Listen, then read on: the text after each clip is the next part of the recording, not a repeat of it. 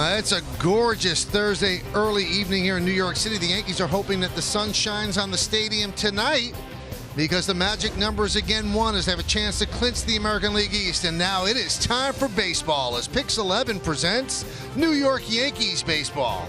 It'll be the LA Angels against the New York Yankees in the rubber game of a 3-game set from Yankee Stadium in the Bronx, New York. Hi, everybody, and welcome to Yankees Baseball, along with Paul O'Neill and David Cohn.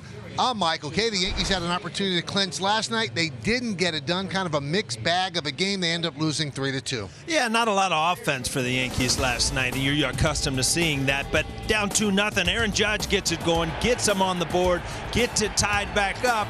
Then all of a sudden, Ottavino kind of pitches his way into a jam, but then he makes a good pitch to get out of it. And then he makes a really bad pitch right here, just a bit outside. And all of a sudden, things didn't go well for the Yankees. They could never come back. Yankees couldn't score any more runs. They lose 3-2. That was the winning run for the Angels right there. Let's take a look at the pitching matchup in the rubber game, brought to you by your Tri-State Audi dealer. Andrew Heaney's going to get the start for the Angels. An injury-plagued year for him, 4-5, 4.76. And for the Yankees, it's Masahiro Tanaka. David, he wants to go into the postseason feeling good about things. Without a doubt. I think with Tanaka, he's just kind of sharpening up all of his pitches and continuing to work on that splitter, which has progressively gotten better. And then you see his numbers in postseason. He has been a big game starter for them. I think the Yankees trust him with the ball in a big game, but you certainly want to feel good about all of your pitches going into the postseason. All right, we are inching closer to baseball here in the Bronx. The field is getting ready. We're getting ready. It all happens in a couple of minutes. Yankees and Angels next right here on Pix 11. New York Yankees baseball is brought to you by Nissan's Truck Month. Hurry in and save big on Nissan's award-winning trucks. Shop ChooseNissan.com. By Spectrum Mobile with unlimited talk, text, and data. Go to SpectrumMobile.com today. By your local Chevy dealers. Visit ChevyOffers.com. By Snapchat. And by Hyundai. The longer you look, the more there is to like. Well, now let's take a look at the Yankees' remaining schedule, brought to you by your Tri-State Land Rover retailers. There's not much left to go. 3 more games here at the stadium tomorrow night, then Saturday and Sunday afternoon. Monday is a travel day, and they play 2 against the Rays. Those games mean a lot to Tampa Bay. Tuesday and Wednesday night, another travel day on Thursday, and they finish the regular season in Texas against the Rangers. After that, then it gets serious. October baseball, and the Yankees hope they play a lot of games in that month. Well, they have one more against the Angels when we come back. Lineups, first pitch, baseball, Angels-Yankees next on Pix 11. Much bigger than the game of baseball and playoff implications as Domingo Germán was placed on administrative leave under the joint MLB-MLBPA domestic violence policy. Here's a statement from the New York Yankees. We fully support all measures being undertaken by the Commissioner's Office pursuant to the policy on domestic violence. We support this policy, which reinforces that domestic violence has no place in our society and cannot be tolerated. We have followed the lead of Major League Baseball and will continue to provide our complete cooperation throughout the investigative process. We reserve any further comment until the investigation reaches its conclusion. All questions pertaining to this matter should be directed to the Office of the Commissioner. So Germán could be on the administrative leave list for up to 7 days, and then an extension should be or could be asked for as well as they investigate exactly what went on and they decide whether or not there will be punishment. So, again, bigger than baseball for sure, and as information becomes available, we'll give you what we have. There's a baseball game going on, or about to. The Yankees have taken the field. Let's take a look at the Angels starting lineup, which is brought to you by Nissan's Truck Month event. Brian Goodwin is in center field. He's going to lead off. Batting second and playing second is David Fletcher. Cole Calhoun in right field hits third. Cleaning up the DH, Albert Pujols. Jared Walsh at first base bats fifth. Batting sixth is shortstop Andrelton Simmons. Kevin Smith will catch. He'll bat seventh. Batting eighth, playing third base, Matt Thaiss. And Michael Hermosillo is in left field. He's going to bat ninth. Masahiro Tanaka towing the slab and the boogie down tonight. This will be his 31st start. 39 walks, usually very low. And our pitcher's scouting report brought to you by your local Ford stores and trying to get back on track Last 2 starts kind of gave up 4 earned runs, a mixed bag, a hit or miss season. Had a couple blowouts against Boston, and the postseason plans will remain to be seen. Goodwin's ready. Tanaka's ready, and let's do it. Here in the Bronx, first pitch foul back, and we are underway. Chad Whitson is the home plate umpire. Jansen Visconti at first. The crew chief, Bill Miller, is at second, and Doug Eddings is over at third.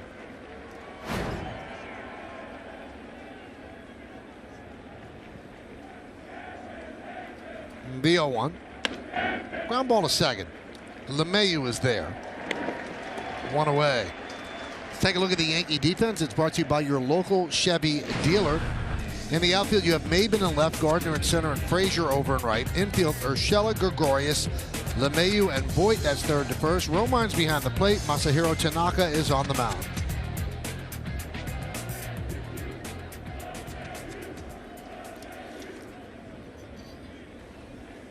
Here's David Fletcher.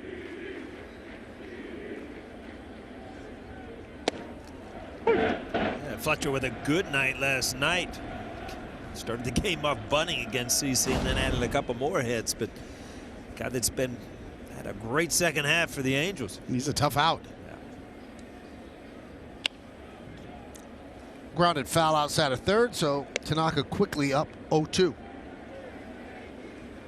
It's always a point to make with Tanaka. Is it a splitting night or is it a slider night? He's pretty much had his slider all year. The split finger seems to come and go. You can usually tell on a put away strikeout pitch what kind of night it's going to be, huh, Cody? A good one there. Got a ground ball with the split in the first at bat, and this one is the slider, and you can tell. Slider spin in a great location. Well, that was a great picture of that ball. It started off with a really small dot and then got larger as it went to the plate. What an unbelievable view. What the hitter sees. Here is Cole Calhoun.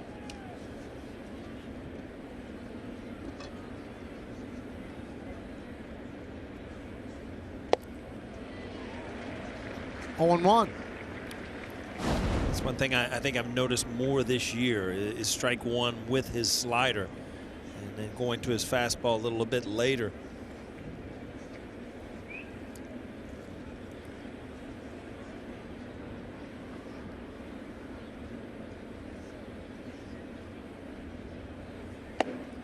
Oh, 2.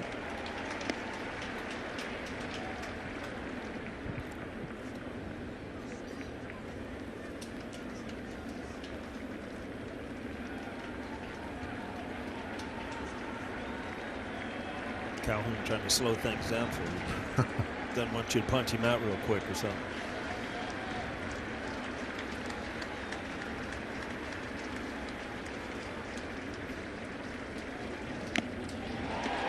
Just got a piece to stay alive.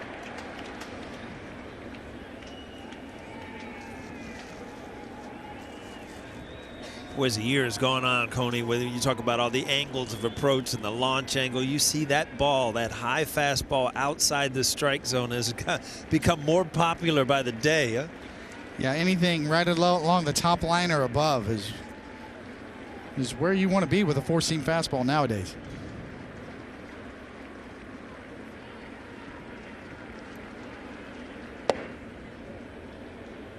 One and 2 on Calhoun.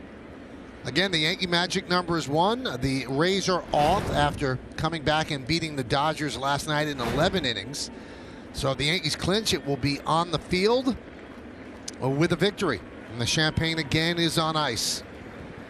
1-2. 2-2. Yankees actually stayed and watched the entire game from Chavez Ravine, and Kenley Jansen blew a 2-run lead in the 9th inning, and then the Rays came back to win it in the 11th. Yeah, it was a little weird because you still want to have a better record than the Dodgers. Yeah, exactly. For home field advantage if you get to the World Series. 2-2. Popped up. Romine. And makes the catch. Boy, was that up there. So Tanaka retires the Angels in order, and the New York Yankees are coming to bat. Yankees starting lineup brought to you by Hyundai. The longer you look, the more there is to like. DJ LeMahieu at second base will lead off. He has a 6-game hitting streak during which he's hitting .448. Giancarlo Stanton in the lineup for the second straight night. He's the DH tonight. He'll bat second. Then there's Luke Boyd at first. Didi Gregorius at short. Gio Urshela is the third baseman. Cameron Maybin in left field bats 6th, batting 7th and playing center field. Brett Gardner. Clint Frazier in right field will bat 8th and batting 9th and catching Austin Romine. See Andrew Heaney, the lefty on the mound, to be his 17th start on the year. 103 strikeouts, only 25 walks.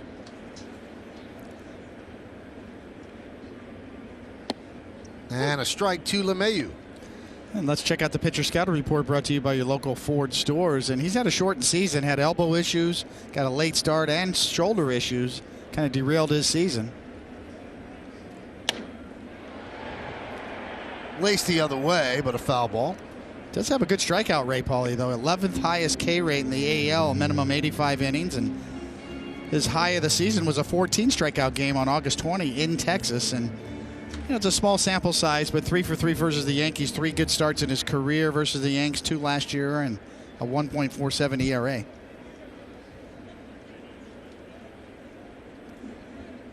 The 0-2. Swing and a miss. LeMahieu down on strikes. Take a look at the Angels defense. It's brought to you by Dunkin'. America runs on Dunkin'. Hermosillo is in left, Goodwin in center, and Calhoun over in right. It's Dice, Simmons, Fletcher, and Walsh third to first. Simmons is about as good as it gets at short. Smith behind the plate, and Heaney is on the mound.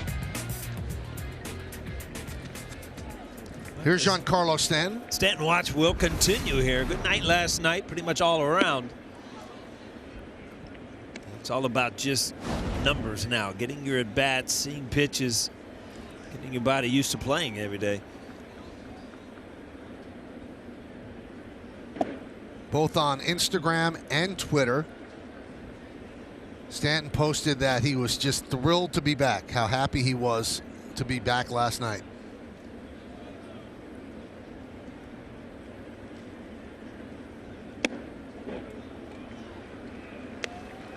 Well, one thing we learned is he still hits the ball hard. Wow, last night, yeah.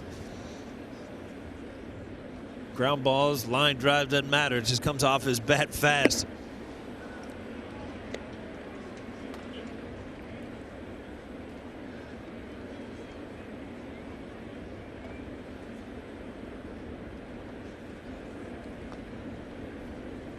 And the pitch.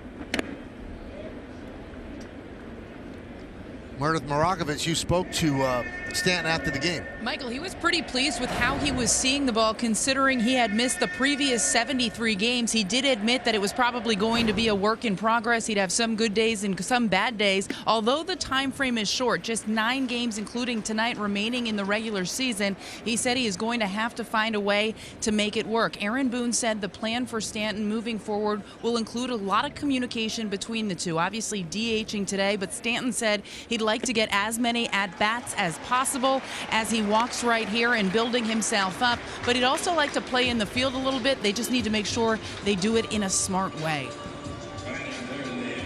So he does work the walk, 1 on, 1 out, and that brings up Luke Voigt. And I was in the hall yesterday talking to Reggie Jackson about Stanton and his hitting, and he had seen him in Tampa, and he brought up a really good point where he said, you know, as a hitter, you come out of spring training, 20, 30, 40 at-bats, and all of a sudden you get into April, you're still trying to make adjustments, and, it's usually after about 100 at-bats where, you've seen 400 or 500 pitches, and that's when you really start to get locked in, and then by the end of the season, you've seen thousands where, you understand, the seams and breaking balls, where that is why it's going to be a little bit harder for Stanton that we talked about last night than some of the guys that have been out there all year, because you've already trained your eye too much, pretty much to this point. Now, we just saw Michael King warming up in the bullpen. I don't know if he was just taking some to the mitt. Now he's stopped throwing. He was just called up today with Domingo Germán put on administrative leave. He's highly thought of in the organization, and he had some injury problems, so it shortened his season this year. Last season in the minors, 11-5, 1.79. So that was Michael King warming up. And now he stopped throwing and just standing there talking. My guess is that he hasn't thrown in a while. Yeah. Since the minor league season ended. So he probably needs to get a little bit of mound work just to shake the rust off. Just clipped the outside corner to make it 3-2.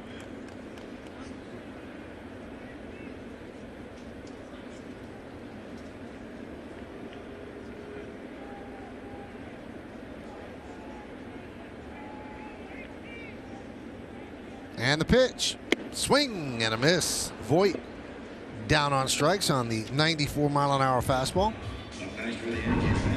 Well, we told you Heaney's got strikeout stuff, and the combination of that high fastball and a pretty good changeup. 94, pretty decent velocity.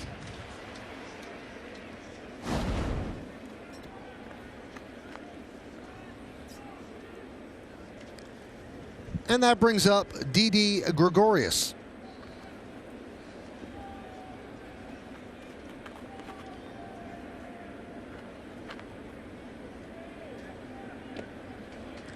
Blocked there by Smith. You just don't expect to see, kind of Aaron Boone plugs in guys in lineup and Didi hitting fourth against a lefty. But he is so good at keeping that front shoulder in there that, you don't hesitate to get him at bats against left-handed pitching.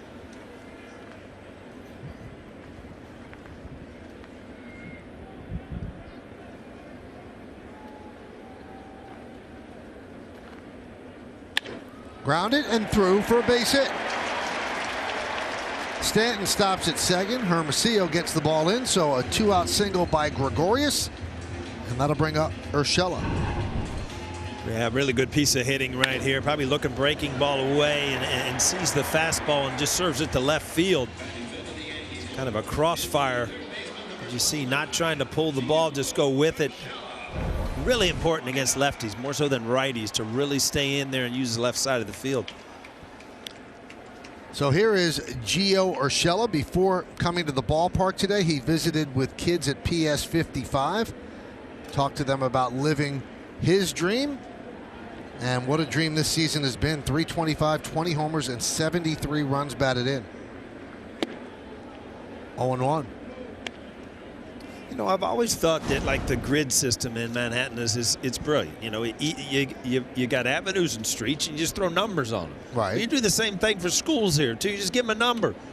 How we went to school. Every school had a name. You just have PS 52, 55. Now some of them have names attached to them, but they're mostly referred to as just a number. Yeah. I went to PS 93. You did. Yep. Before you went to the big Fordham, that was just getting you ready. That's right. It's a lot of schools, Paul. I mean, there's more high schools in the borough of Queens than there is in the state of Missouri and Kansas combined. So that's just Queens. You can't just say that stuff, too. I'm sure it's right, but James Smythe will be over there looking it up for you. The 0-2. Swing and a miss. An impressive inning for Heaney as he strikes out 3 Yankees. No runs a hit and 2 men left on base. We'll go to the second inning. 0-0. Keys to the game brought to you by Memorial Sloan Kettering Cancer Center. Well, I'll get it over with already. I mean, you waited last night. You get another chance tonight to clinch the AL title. And Stanton watches is going. He's moved up to the 2 spot tonight. Get him some more at-bats and turn up the offense. Pretty much shut down last night other than the Aaron Judge 2-run homer, but not what you're accustomed to seeing at home with the Yankees. And a strike to Pujols. 1-1.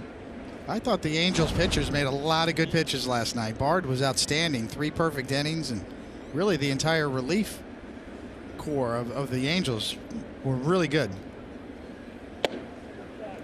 And that's what can happen. You look on paper and you say, oh, wow, the Angels, we're going to roll over. It's still big league pitchers out there, and when they make high-quality pitches, they're hard to hit.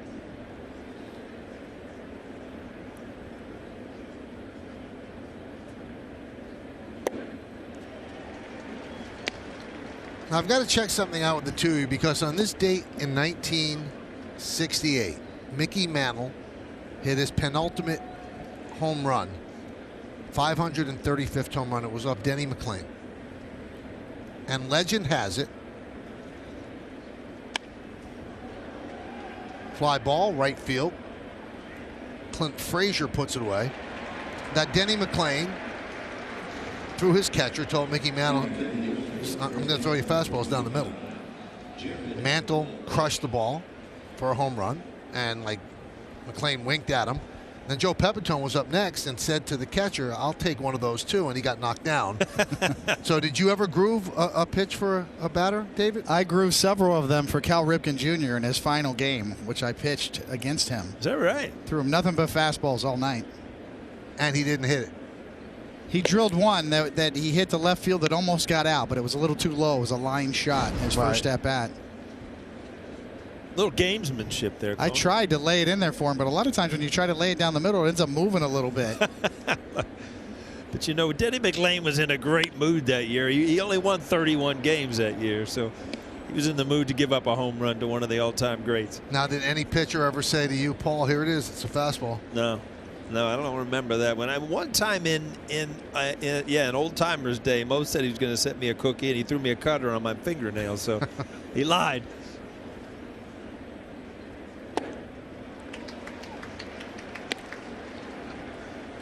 It's an interesting point, Michael, because that's one of the biggest changes in the game in terms of pitching philosophy. There used to be a lot more of that challenge guys with fastballs, pitch to contact, use your defense. Now it's try to make them swing and miss. Swing and a miss. Walsh down on strikes. Did you and Ripken ever talk about it afterward? Yes, and he was very thankful. And we see there's that Tanaka slider grip, and that's a tight one. And another good location just off the inside corner. But yeah, we did. I ended up talking to him later. They were very appreciative of What year was that? That was 2001. Okay. So you were with the Red Sox. Yes, that was the last game for Ripken at Camden Yards, his last game. Fly out to left, pop out to short, fly out to center field. And it was October 6th. Well, that's a late season, huh? He had some good swings, but one time he popped it up. He kind of messed him up because he knew after the first at bat what I was doing. Oh, okay. So then he got a little anxious because the old I'll tell him what's coming. He knew what was coming, and sometimes that probably wasn't the best thing for him. Sometimes as a hitter, when you tell him, in the back of the mind, you don't really believe you. He kind of jumped at it. Simmons rips one into center field. It's a base hit. Gardner gets it on one hop, and Simmons picks up a single.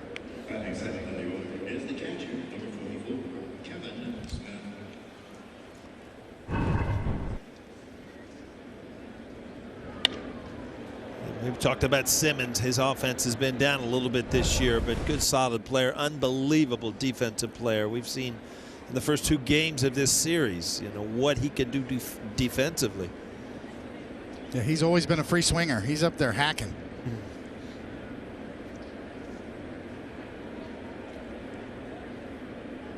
There's Kevin Smith.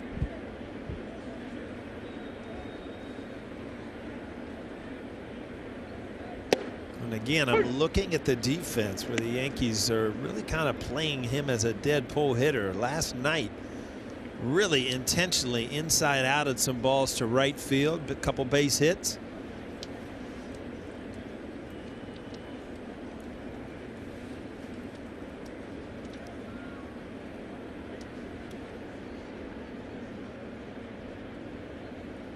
Hit sharply on one hop. Grabbed there by Gregorius, goes the short way, and that will do it. No run to hit, no errors, and one man left on base.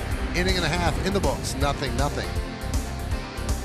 To hit, he thought the last time up, it was my last time up in Detroit, and he called timeout and come walking up toward home plate, called Bill Freehand, the catcher, out behind the plate. He was about from 5 or 6 feet out in front of the plate, and he says, let's let him hit one. This is probably his last time in Detroit. Well, I heard him, I heard him say that, but you never know whether to believe him or not, So when Freehand comes back by, I said, did I hear what he said? He wants me to hit one? Freehand says, yeah, he's not going to work on you. He's just going to throw you fastballs. There it is. That happened on this date in 1968. Second to last home run by Mantle and McLean's 31st win. When you win 31 games, you could feel magnanimous. That's right. You feel pretty good about your year. And facing Mickey Mantle here, I'm going to show you my best fastball. See how far you can hit it.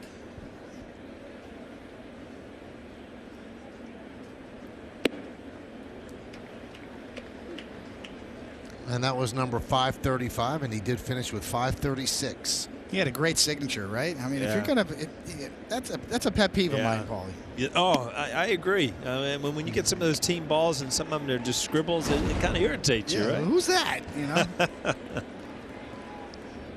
Mariano Rivera has an unbelievable signature. That looks fake. It's so perfect. But you guys have great signatures, very, very legible. Legible? Yeah. At least you can read it, right? This is another kind of a player watch, and it's Maben. He's been nursing a ligament in his hand, and a lot of times you see a good swing there. A lot of times the worst thing you can do is swing and miss because there's no resistance whatsoever, and that's when you really follow through hard.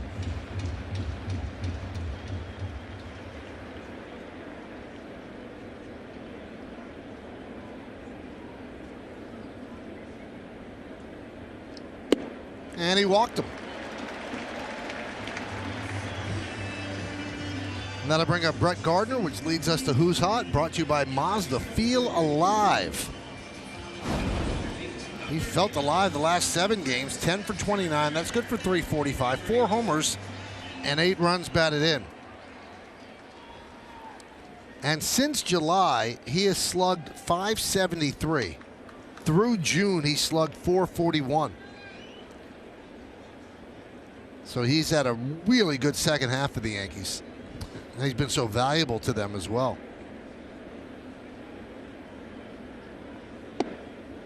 He's played a lot more center field than you would, if you were Aaron Boone breaking camp, then you would think Brett Gardner, you were going to give him some time off, kind of older guy, but all of a sudden now he is your center fielder, and I don't know that you'd ever pencil in 25 home runs for him coming into the year. So he's done some things that have been really good for this Yankee team. Yeah, center field is one of the least productive by numbers offensively in the big leagues. So his numbers play big in center field.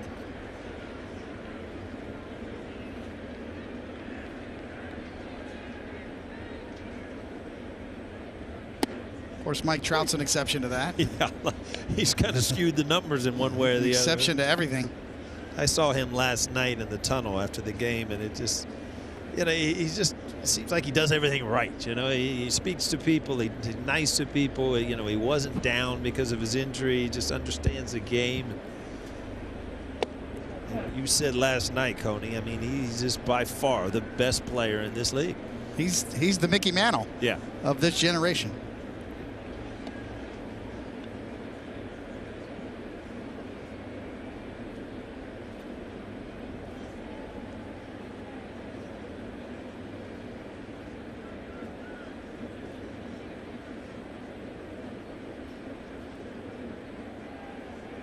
Two-one.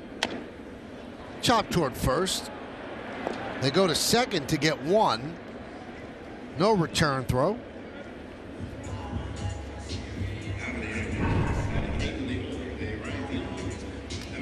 He gets it, yeah. Always get that lead runner if you can. I know, Coney, as a pitcher, you appreciate that. Much different pitching with a man on first than a man on second, huh? The confident throw.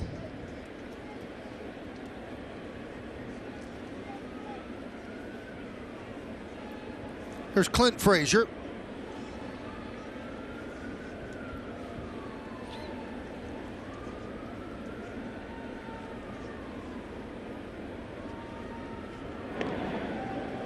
The guy you would like to see get going. Clint Frazier struggled a little bit since his call up, 3 for 21, which ends up at 143. But you see those numbers You know, there was a time during the year that he was a big part of this Yankee offense. Shows bunt, takes a strike. Now he's playing right field today. Judge is not. Shoulder a little sore after this attempted catch in right field. Yeah, you see that right shoulder. It just kind of pinches there. And like I said, it's almost like you get whiplash. Your neck, your shoulder, your lower back. Fly ball right field. Calhoun for the second out to assuage some fears. Aaron Boone said they're not overly concerned. He told them last night he was going to give him this day off, and there were no tests done on Judge.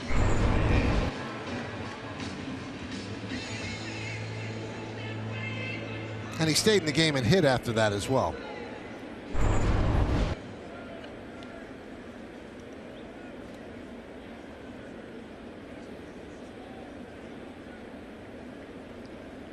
Here's Austin Romine.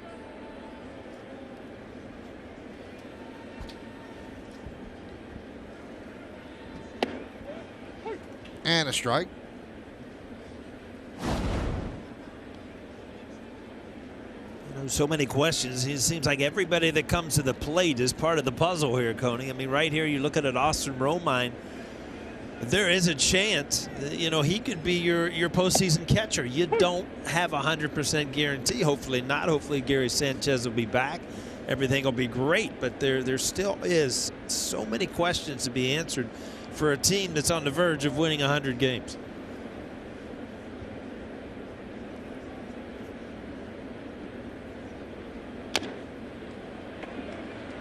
Grounded to third. Going to be a tough play. Romine beats it out.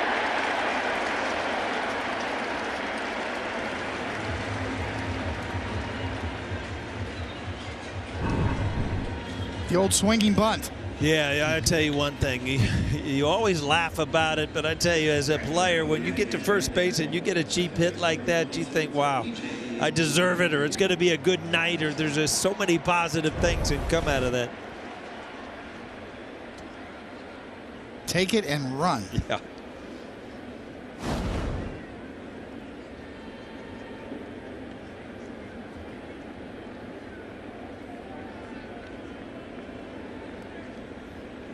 So here's LeMahieu. He has 94 runs batted in. We've given you chapter and verse on how great he's been all year with runners in scoring position. That's the case right now. First and second, 2 men out.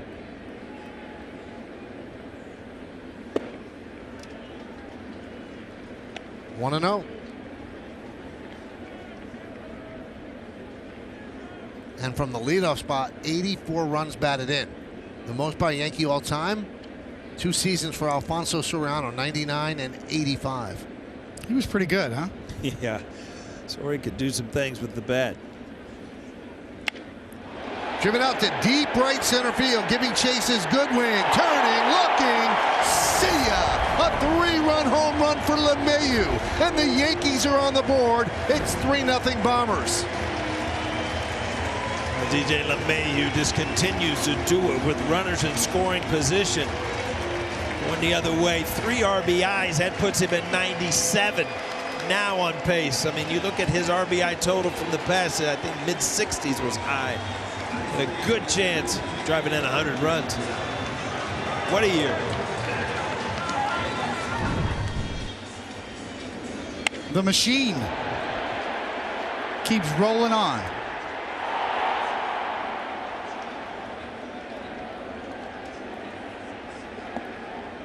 Stanton swings and misses. Great sign, LeMahieu, French for MVP.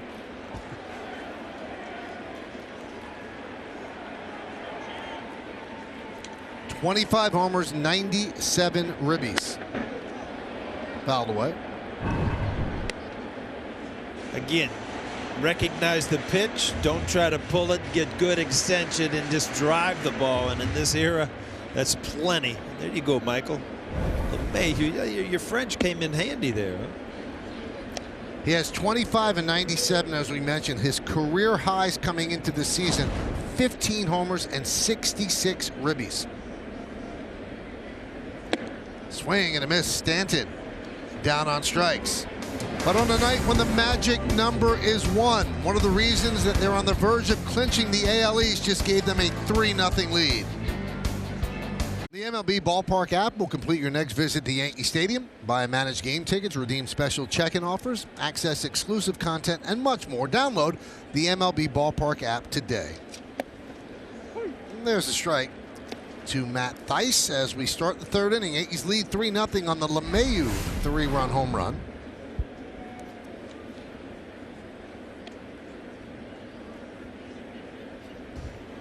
What a season for LeMahieu. He's played 2nd, 1st, 3rd, and he's played them all very well. You know, between innings there, Coney and I were talking. I mean, is there really a player out there that has been more valuable to a team than LeMahieu to the Yankees this year? I mean, it is ridiculous what he has done offensively and defensively for this team. Be hard pressed to find one. Well, I mean, you got Mike Trout, and we've already said he is the best player in the game.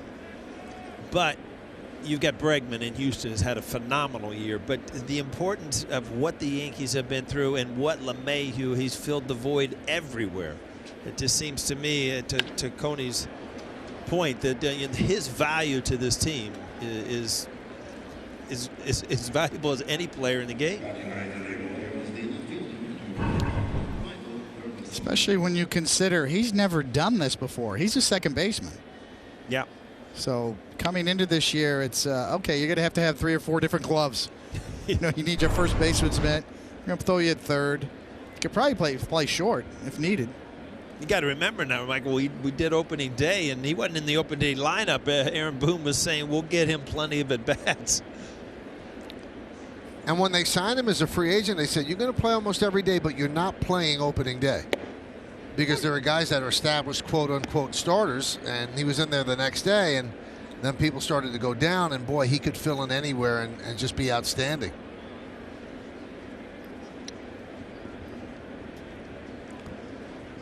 Now, Meredith, you had a sit-down interview with LeMahieu, right? And, Michael, I asked him about moving around the infield, and he said he knew exactly what he was signing up for, and he embraced that idea, knowing that he could be playing for a team that could really be fighting for a World Series title. He said he does not think that that has affected him at all. Obviously, it hasn't at the plate.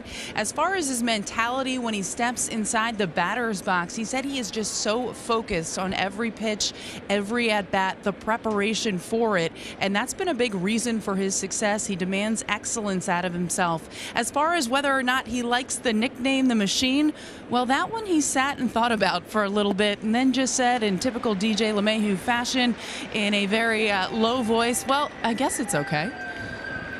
He doesn't seem to get too high or too low about anything. Very even keeled.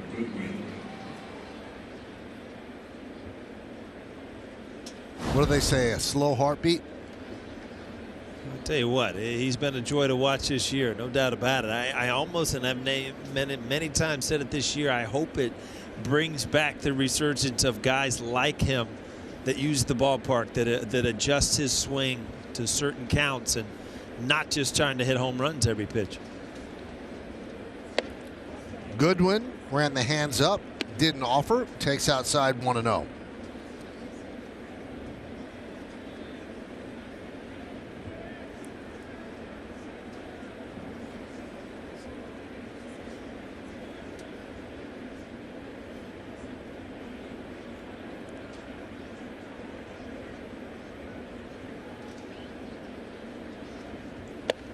Now, with the Yankee loss yesterday, the Astros won, so the Yankees are a game behind Houston for the best record in baseball. And really of concern there, you see the numbers. And the Astros have won 100 or more games 3 years in a row. But the concern there is the Astros are off today.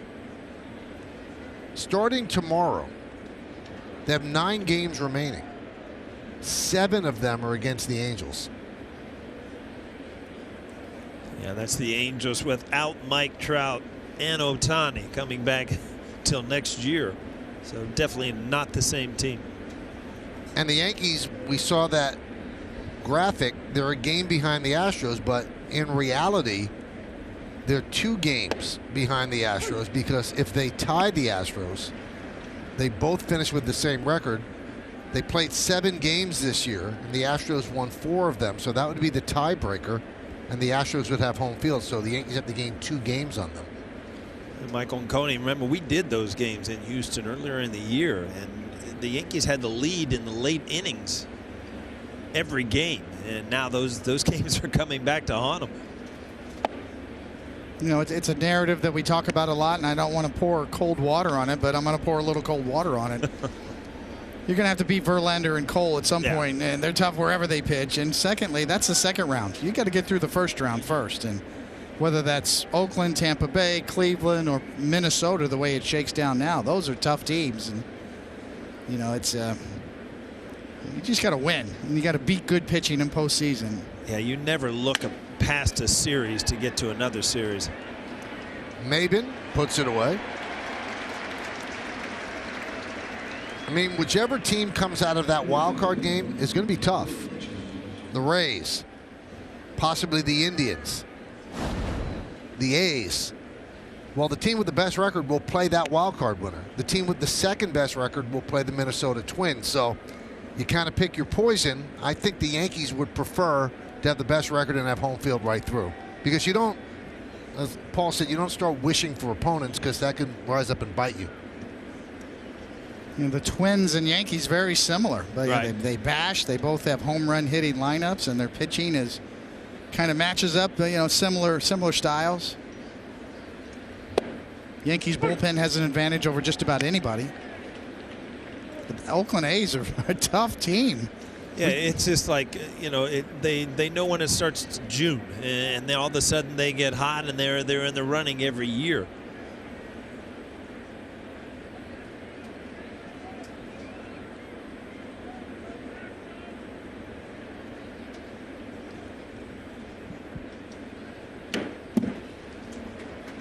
Oh, 0-2 on Fletcher.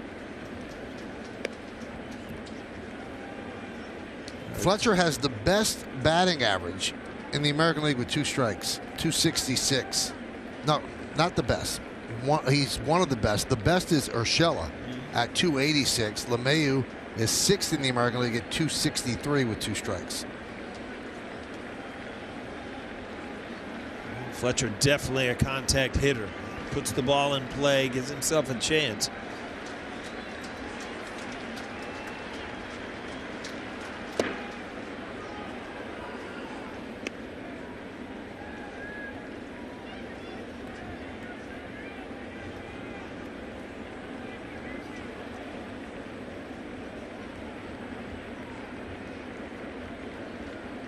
Typical Tanaka control, 28 strikes out of those 40 pitches. Stuff has looked pretty sharp so far here tonight.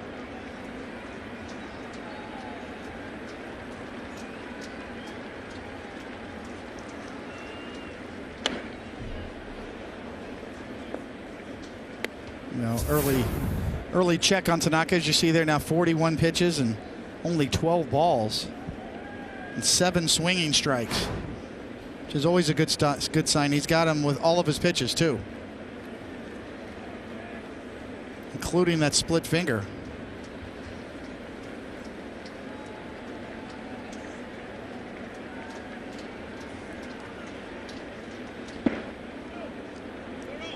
Two and two.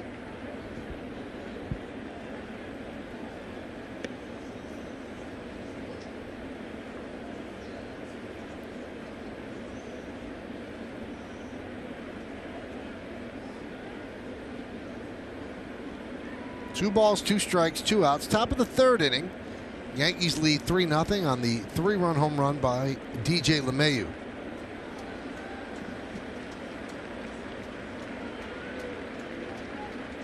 Swing and a miss. Got him. Fletcher has struck out twice against Tanaka. Angels strand 1. We go to the bottom of the 3rd.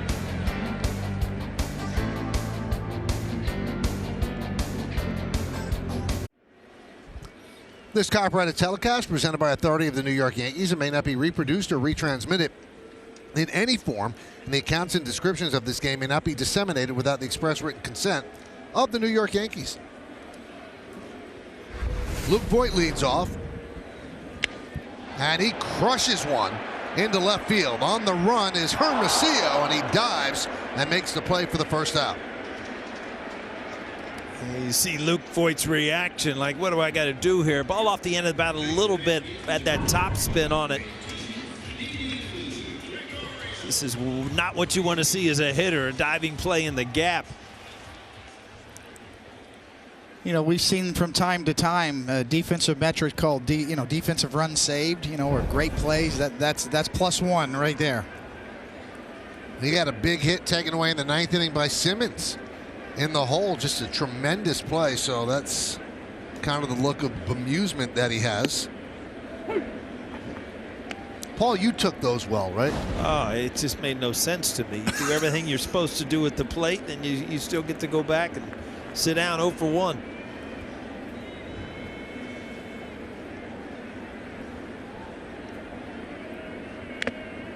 Do those bother you more than striking out?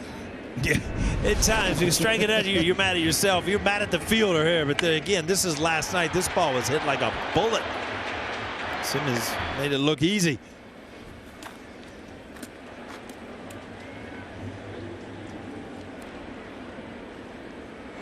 One guy gets paid to catch him, and one guy gets paid to hit. Yeah, I'm gonna fathom a guess that the water cooler. I tell you what, Don Zimmer would be talking to me right now. You got to visit on those kind of plays more so than when you struck out, I think. I tell you what, I remember it was an afternoon game, and I literally had hit like 5 line drives that day. I had no hits, and I got on top of the dugout and on the step and just started screaming, "Who else wants one? Who else wants?" And I looked back and Zimmer was laughing, and I said, "What are you laughing at?" He's like, "You." I'll never forget that day. 5 line drives, 0 for 5. Here's Gio Urshela, who struck out in the 1st inning.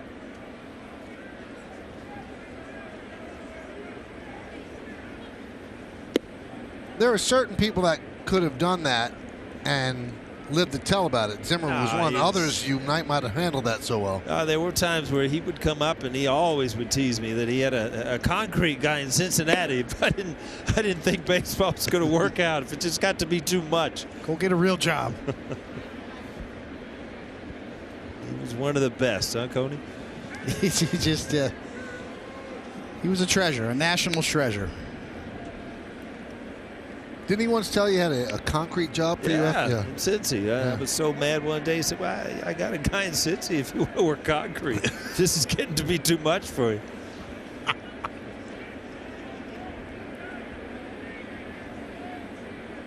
The 1-2.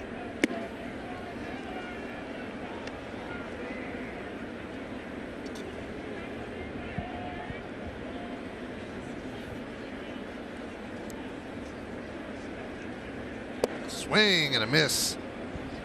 The Yankees go down in order against Andrew Heaney. We go to the 4th inning. Yankees are up 3-0 right here on Pix 11. Well, this October, one of the most anticipated seasons in Brooklyn Nets history tips off right here on Yes. Superstar point guard Kyrie Irving headlines a new-look Nets team ready to contend for the Eastern Conference title. Don't miss the Nets on Yes, returning this October. That should be fun. Cole Calhoun leads off. Yankees lead 3-0. Magic number of 1 to clinch the American League East.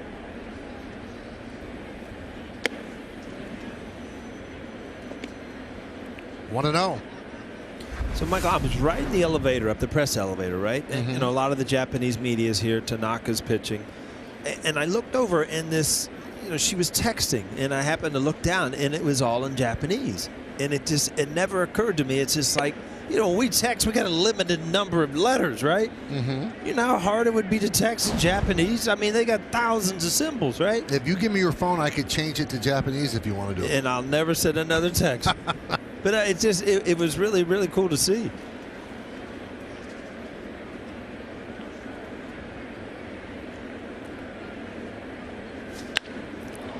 Deep drive. Right field, turning and looking is Frazier. See ya. Home run into the Yankee bullpen. Calhoun crushed it. It's 3-1 Yanks. Yeah, this was a no-doubter off the bat, and this was all about the location of this pitch. This was right, belled high, right down the middle. Calhoun crushes it.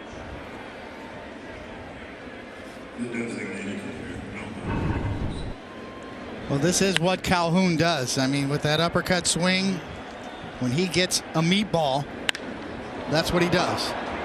See from the side how quick his bat is, but there is a zone where you do not want to pitch to. Down the middle, pretty much that. The pitch to Pujols is a strike. 32nd home run for Calhoun, 72nd ribby.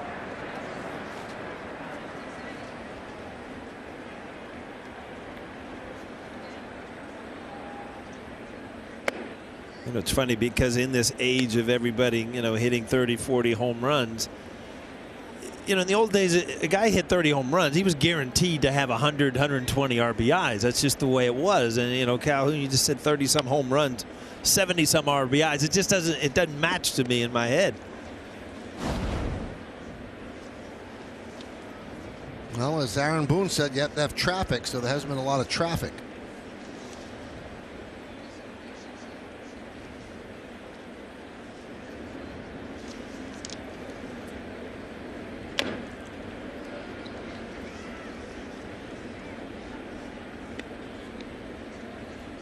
Let's see Tanaka's reaction after the pitch.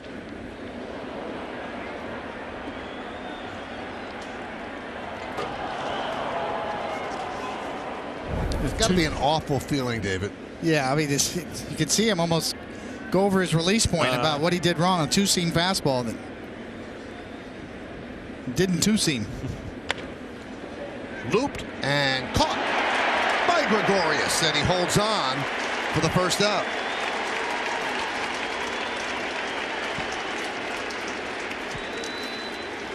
And these plays can fool you because this ball's off the end of the bat, not much on it, but kind of an awkward fall here for Didi. Like he wanted to roll over and kind of got caught in between. A good solid play.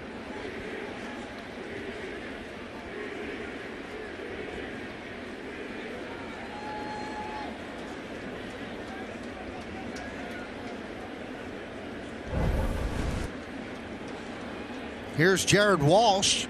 It's 3-1 Yanks.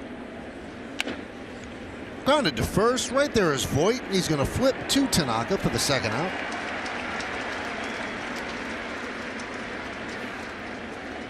Tanaka always there, the little things. Excellent fielding pitcher. You talk about fundamentals as far as everyday players. Well, Tanaka as a pitcher, always going to first. Anytime a ball is pulled, just the things that you were taught that every once in a while slip your mind on the field. It just seems like Tanaka always has his mind in the game. He makes it look easy.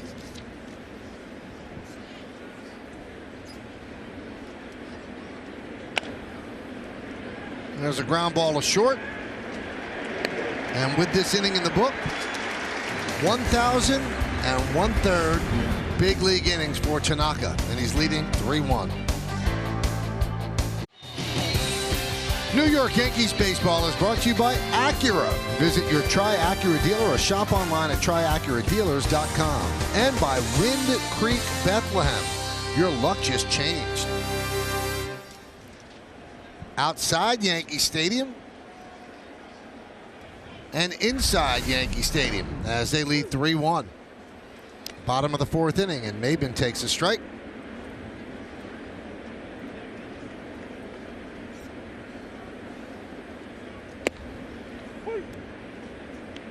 The last time the Yankees clinched the American League East, you have to go back to October 3rd of 2012 when a win against the Red Sox gave them the division title. So they have not won one since 2012, and 17 teams have won divisions since that time, and the Yankees have not. They've been in the playoffs with a wild card, but one of their goals in spring training, let's win the division and avoid that wild card game.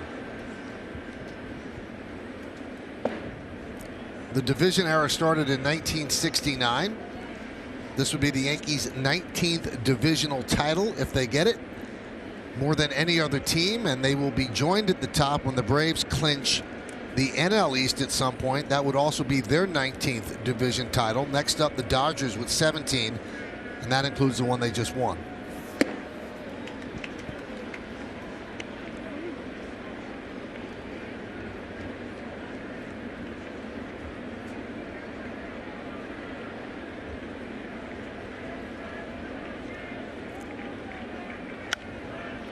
The Yankees' next win will be their 100th, which would give them back-to-back 100-win seasons.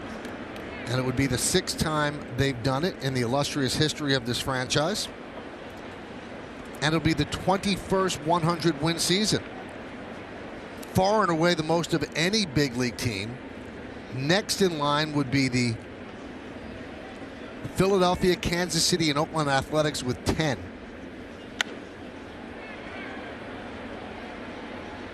Pretty good start to Aaron Boone's career as a manager. I would say back-to-back on 100-win seasons.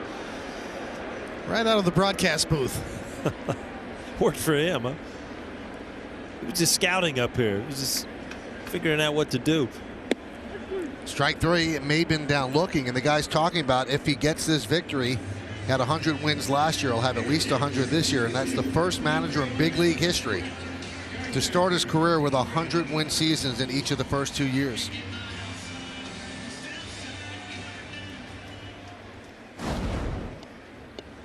But they've got some work to do. We're in the bottom of the 4th inning. It's 3-1 Yankees over the Angels.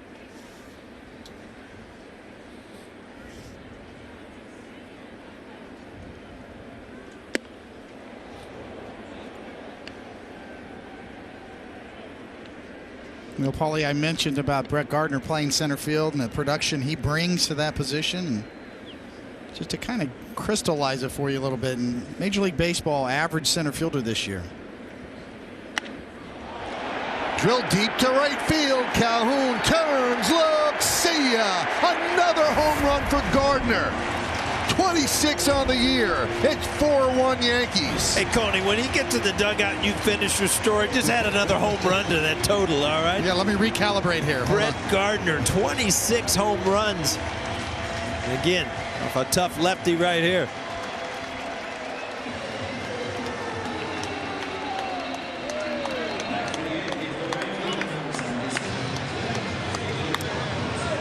What he's done the last 3 seasons and 26 this year. That is his career high.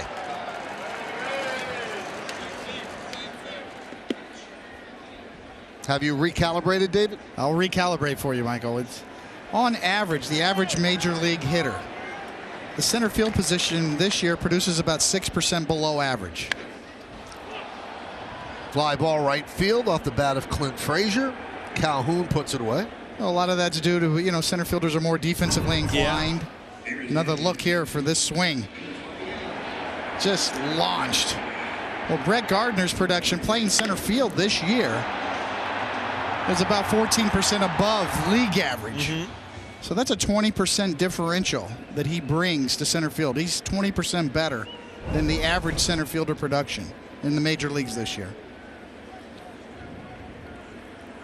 Maybe make that 21% now. Yeah. Romine, high pop-up. Fletcher will put it away for the final out.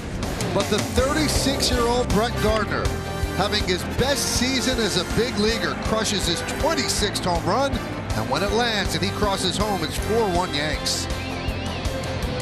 New York Yankees baseball is brought to you by Optimum from Altice and by Infinity, empower the drive. So Brett Gardner has a career-high 26 home runs. That home run also gives him a career-high 67 ribbies. We look at it on StatCast AI, powered by AWS. Almost 101 miles per hour exit velo. It traveled 414 feet. You on track with that one tonight? You questioned the one the other night. 414, you good with that? Ground ball to third, picked there by Urshela to retire Smith.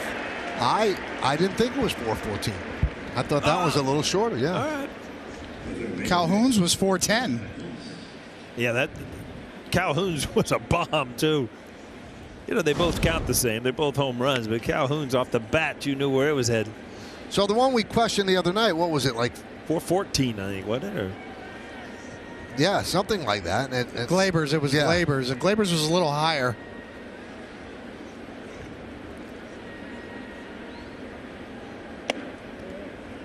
Pitch outside to Theis. You know, that one hit off the back wall. Gardner's did. Glaber's was higher. It didn't quite reach the back wall. Of course, left center's a little deeper than right center here.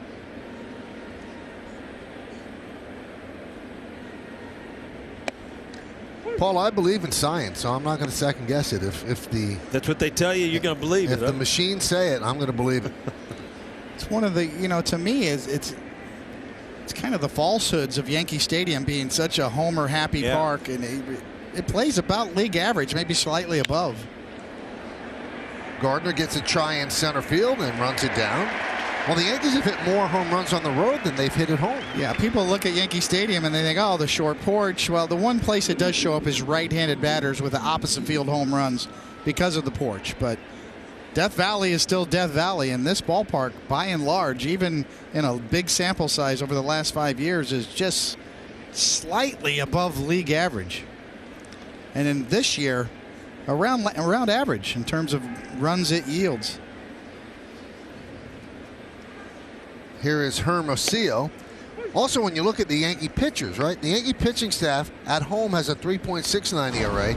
On the road, 5.01. So, obviously, they pitch more here, and they know, I guess, how to keep the ball in the park, but they yield fewer runs by about a run and a half at home than they do on the road. Another reason why they like home field advantage throughout the playoffs.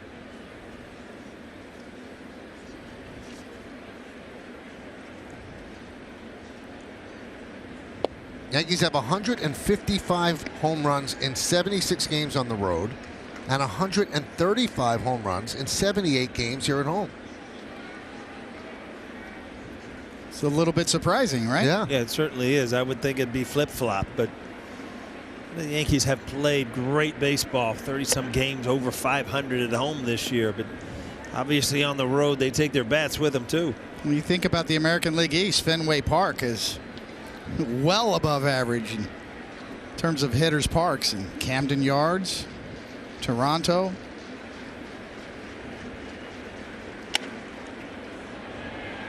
Popped up, left side, over the screen and into the seats.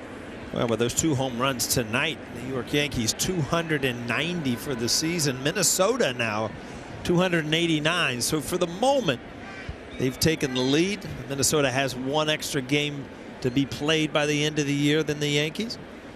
Those are always fun things to keep up on, though. Minnesota playing Kansas City. They're in the bottom of the first inning, and it's 0-0. Royals and the Twins.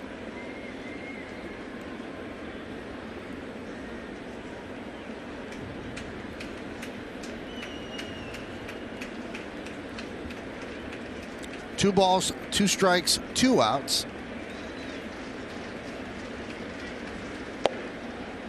Just missed. Wild card import. Indians lead the Tigers 1-0, bottom of the 2nd inning.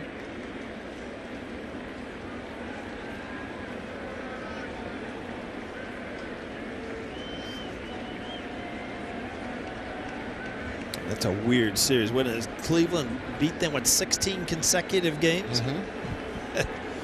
You play a team 18 times and you've won 16 in a row off of them. That's a pretty good year.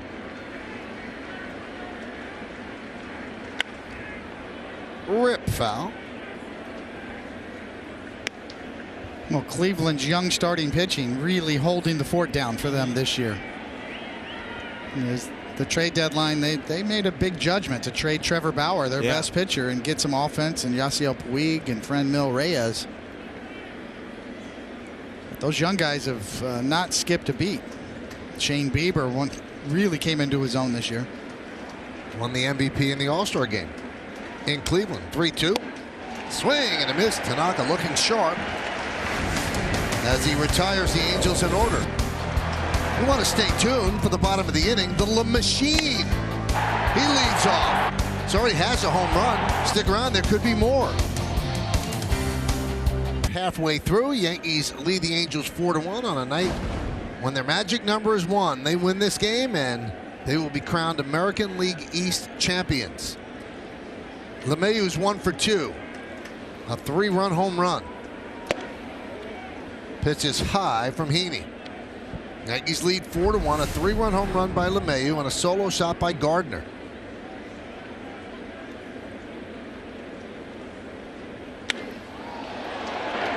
Fly ball, left field.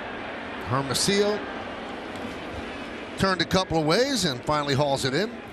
Fans, there's still time to come see the Yankees in action this season. Be there when the Yankees kick off their final home series of the regular season against the Blue Jays tomorrow. First 18,000 guests in attendance are going to receive a Yankees knit cap courtesy of WFAN. For tickets, log on to Yankees.com or visit the Yankee Stadium ticket window. Different kind of hat right there. I'm like, I like that hat. But like I said, don't be that 18,000 #1 fan tomorrow night. You'll miss out on a beanie.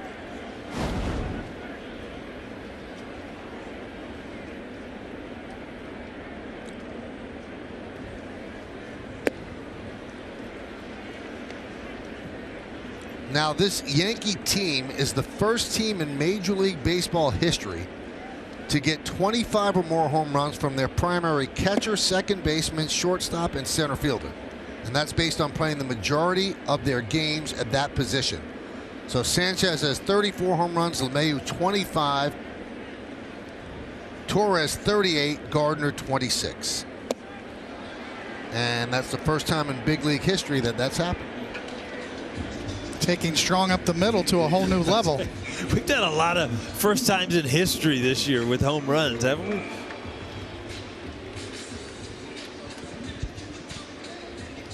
You know, if the surge in home runs really does have something to do with the baseball, it almost seems like you can't change it back, because then you make this season the aberration that will stand out for all time. Well, I think that it has been admitted that the ball is carrying farther. The reason why, you know, you have to look into it, but you know what I'm saying? If you return back to the norm, then who's going to break the record set in 2019? There's been spikes in the past. 1987 comes to mind. I mean, this isn't the first time that we've seen spikes year over year. I think that they are looking into it. I think there are subtle adjustments that can be made. But it's the same ball for everybody. Right. So you're still comparing Gleyber Torres to other second basemen. You're still comparing the Yankees to the Twins. Yeah, the numbers are up. The fly balls are definitely traveling, flying. wow. Coney, how you hold that one? That's what happens in the middle of your windup when the hitter.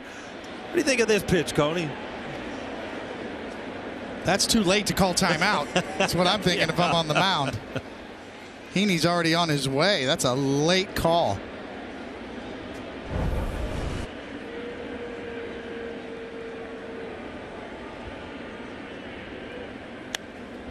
Just because the hitter calls for timeout doesn't mean the umpire needs to grant it. Yeah, there's a lot of times as a hitter that it's too late, and you know, they won't grant you timeout. You try to step back in there and get it going again, and you're pretty much just freeze.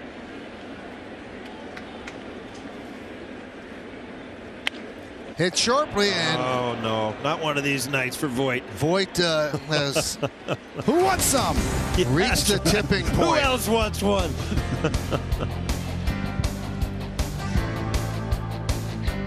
Around the Majors is brought to you by Wind Creek Bethlehem. Your luck just changed. Ronald Acuna Jr., youngest player in Major League history with 40 more home runs and 30 more stolen bases in a season. How about Garrett Cole, 18th player, Major League history with 300 or more strikeouts in a season.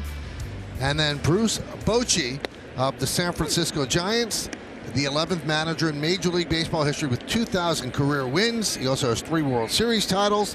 He's retiring at the end of the year, and next stop will be Cooperstown. Goodwin takes upstairs, 1-1 as we start the 6th inning. Yankees lead 4-1.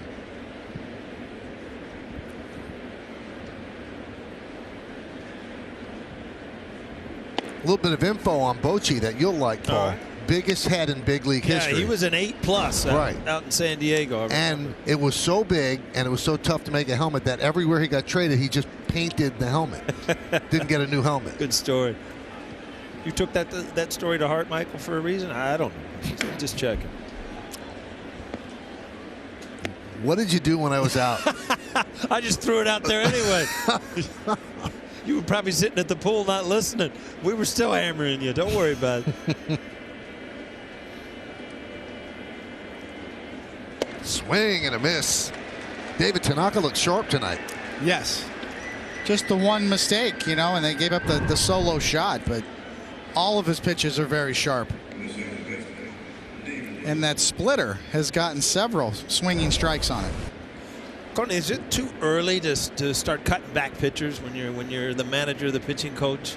I mean, usually your last start going into the postseason, you probably only throw 3 innings or so, but do you progressively do it? Is that good, or you're better off? I think this one, it's the clincher, and Tanaka's rolling right now in 70 pitches in 6 innings.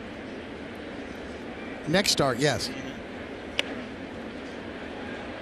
Popped up down the left field line, foul.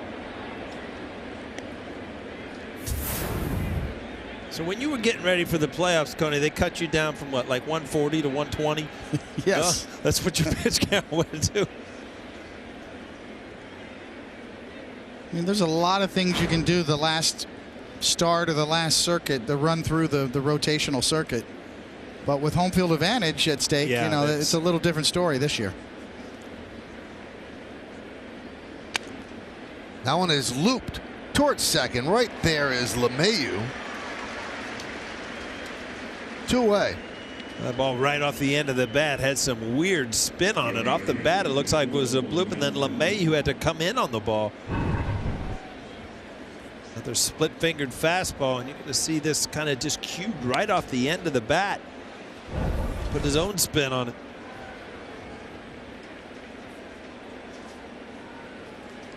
It's good to see that splitter back, really diving for Tanaka tonight. 6 swinging strikes on that splitter tonight out of 21 thrown.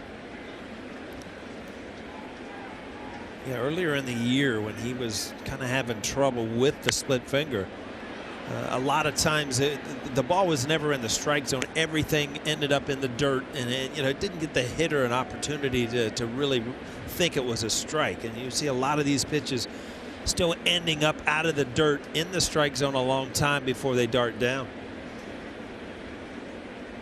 You can kind of see it coming with Tanaka. His splitter progressively has gotten better over the last several starts, and a lot of ground balls, and now we're starting to see the strikeouts and the missed bats with that pitch.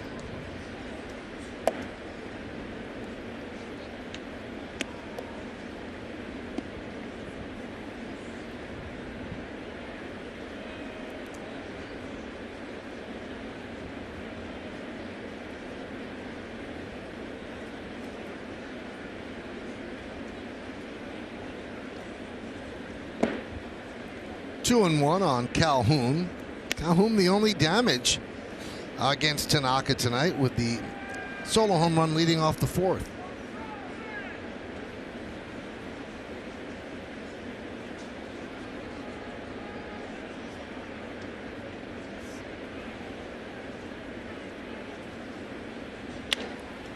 Ground ball right side, grabbed there by Gregorius, off balance throw to Voit. And Tanaka has retired 9 in a row since Calhoun's home run. We'll go to the bottom of the 6th. Scores are brought to you by your local Kia dealer. Some scores of note: Atlanta beat Philadelphia 5-4. Philly having a tough time down the stretch.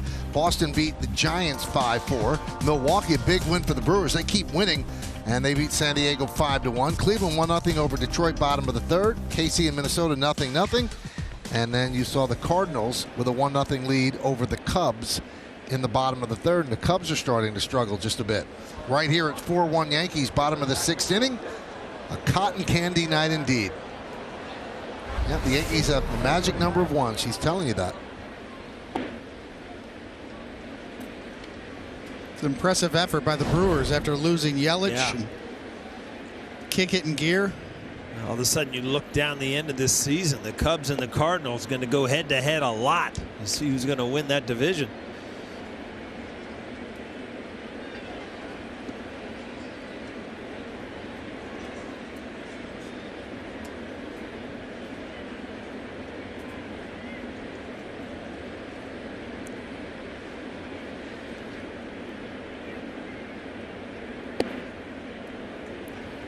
Two and two.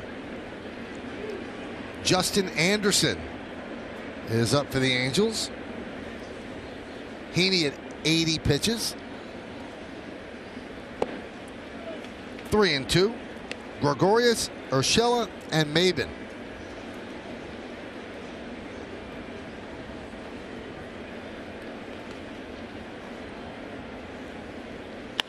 Hit sharply and over the leaping try of Fletcher. Up base hit for Didi. He's 2 for 3 tonight.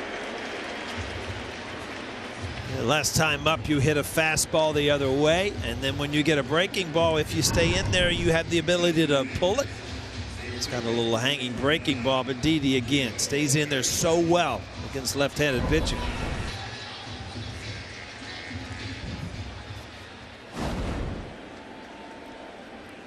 Here is Urshela.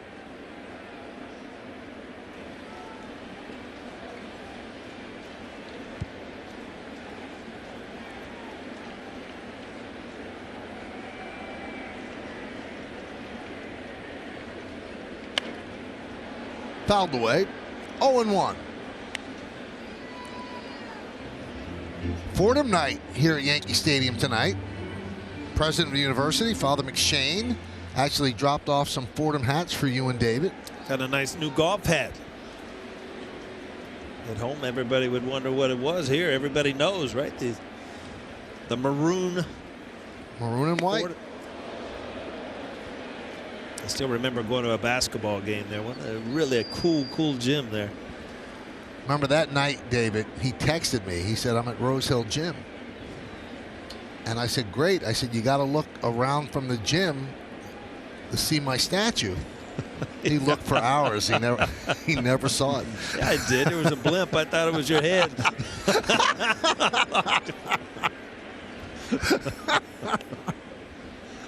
I'm running out of time, Mike. I got to get them all out. It's the last weekend.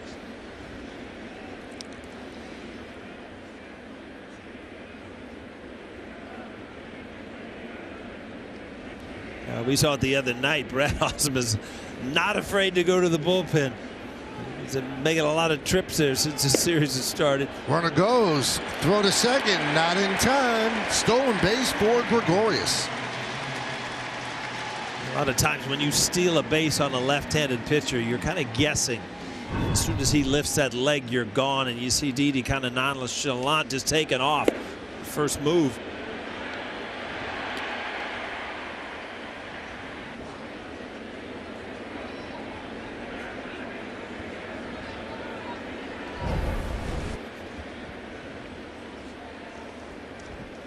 Two and two on Urshela.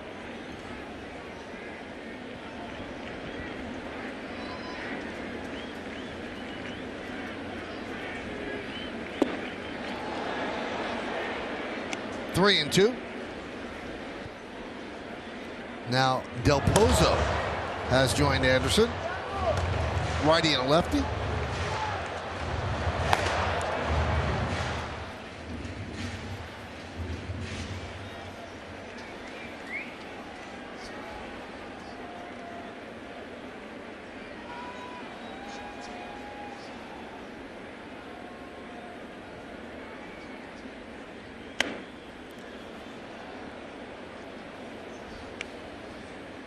This is not the season the Angels thought they were going to have. Justin Upton will not finish the season on the active list. Neither will Mike Trout. The tragic death of Tyler Skaggs. Matt Harvey started the season with the Angels, never panned out. They ended up releasing him.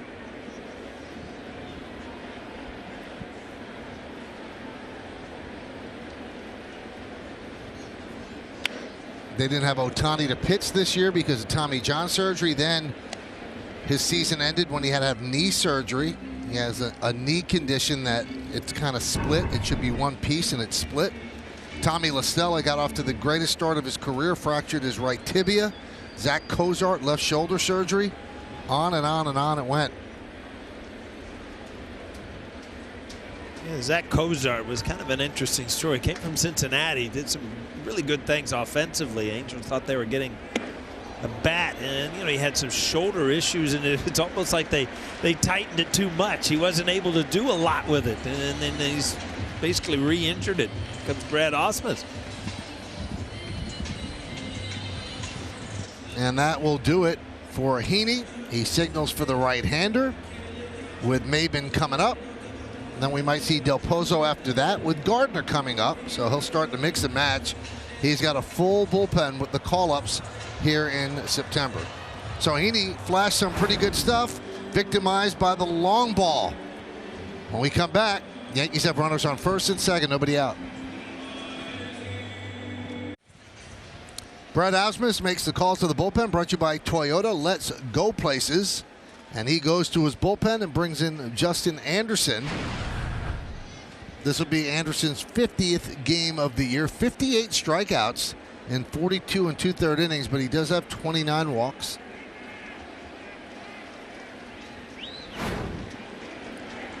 So Maben is up first and second, nobody out. Gardner's on deck.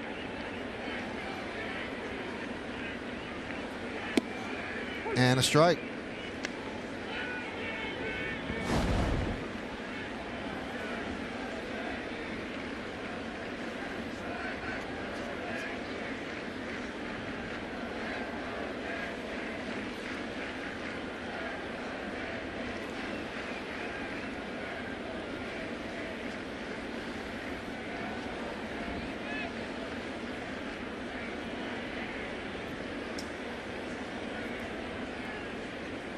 The 0-1. 0-2.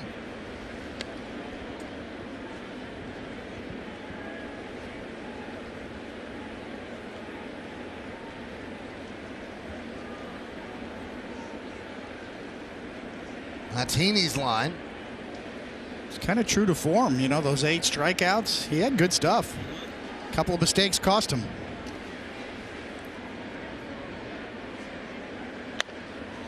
Grounded to first. Nice play there by Walsh. He goes over to first to get the out. I'll tell you what, that was a good play, Michael. And again, you kind of lose your bearings of where you are, and then to throw a strike to a moving target. And Anderson, good job. Coney, that's always probably a tough thing to hit that bag and know you got to get out of the way because there's some spikes coming at you. You can see him here. He heard footsteps, yeah, kind of looking over his shoulder. That's a nice little play there.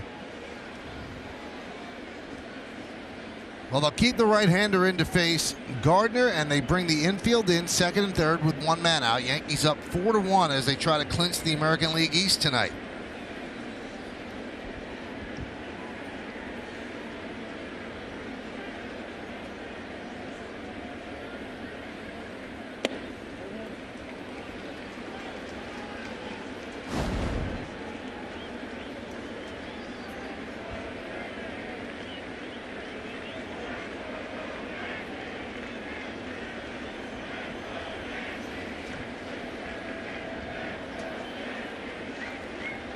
Gregorius at third, Urshela at second.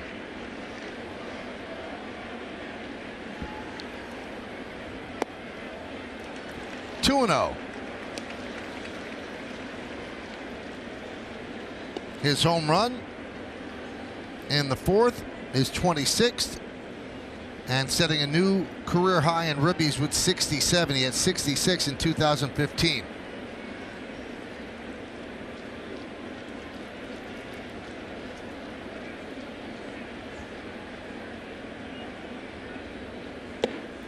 Waves at that one. 2-1. Bottom of the sixth inning. 4-5-0 Yanks, 1-3-0 Angels. Yankees trying to win another series. They are 18-0-3 in their last 21 series. here at Yankee Stadium. So this is the rubber game. They won game 1. They lost last night.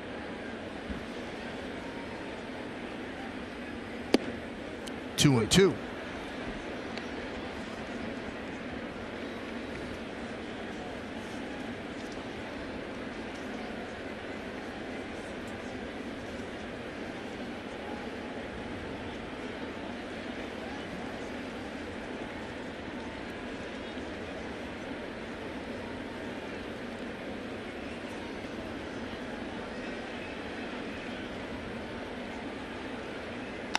Hit sharply and through for a base hit. Here comes Urshela. The throw comes into second. 2 more ribbies for Gardner, and it's 6-1 Yankees. Brett Gardner having a night, shoots one there, and he almost got caught with Calhoun. A little slider right there. Just finds a hole on the right side, but again, 2 more RBIs after his home run last at bat. And watch Calhoun. Right here, he acts like he's going home. He's going to get Brett Gardner, but the ball's off target, and with Gardner's speed, into second easily.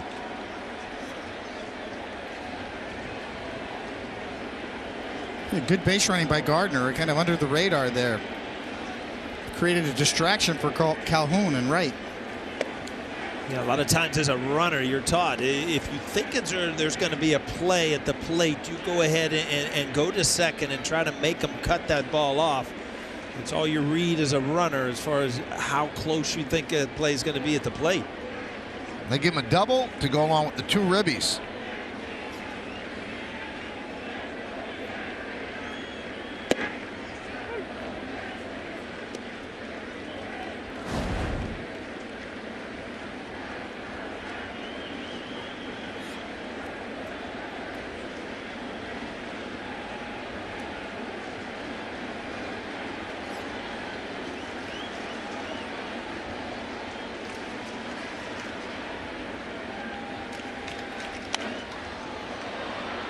Popped up, middle of the infield. And the catch is made by Theis for the second out. David, I need help from you. So you have the righty, Anderson, up. You have the lefty, Del Pozo up. You bring in the righty to get Maben. You know Gardner's on deck. And then you don't bring in Del Pozo. So what was Del Pozo up for? It's a valid question. I mean, that's been around forever. Is if you've got a reliever up, then why didn't you bring him in? Right. Or else just leave him down. And otherwise, the relievers don't like that, and they get hot. You get going because you think you're coming in the game, and then you sit back down, and you're kind of wasting some bullets down there. Pitch to Romine is high. Usually when there's 2 guys up in the bullpen, though, the bullpen coach is giving you the scenarios on when you're going to be in or if you're going to be in, though, right? Yes, you kind of know. You look at the lineup and and even if there's a potential pinch hitter, which wasn't necessarily going to happen there, but you certainly have all the information.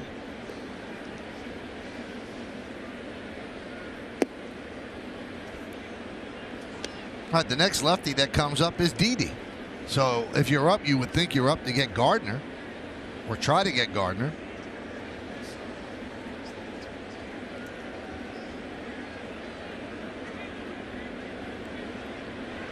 Romine hitting .320 this year with runners in scoring position. He's got a runner at second, 2 outs. 1 and 2. Similar with Aaron Boone, he kind of uses Tommy Kahnle to face left-handed batters because he has a good changeup, and Anderson does have a pretty good splitter, but he didn't use it. He used that slider to Brett Gardner. Kind of did him a favor and left it right there down and in for Gardy to smash to right for that RBI double, 2 RBI double. Swing and a miss, and Romine down on strikes. But it's a Gardy sort of night so far. He has 3 of the Yankees, 6 ribbies, 6-1 Yanks.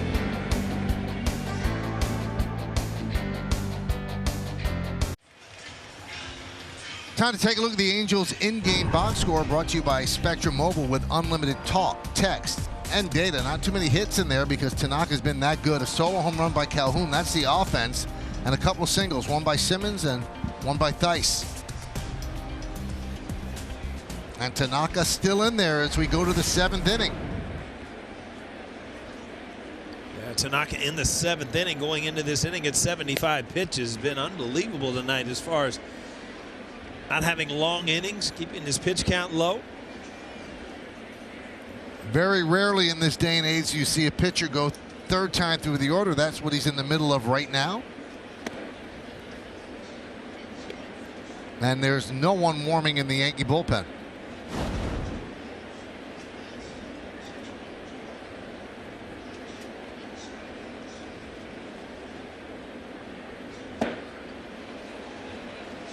One and two. It's amazing when you show that you can throw that split finger for a strike. You see even a Hall of Fame hitter right there swinging balls in the dirt.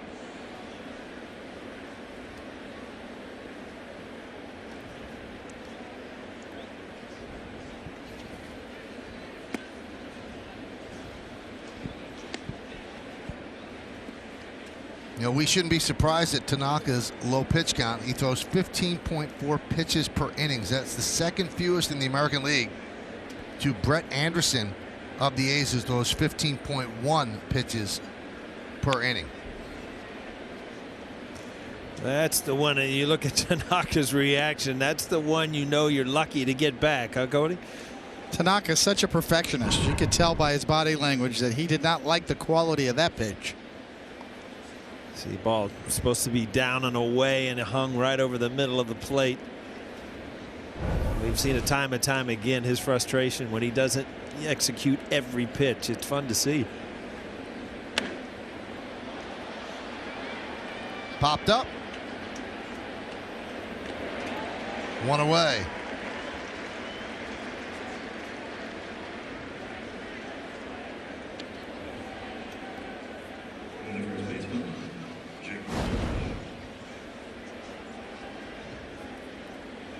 Here's Jared Walsh.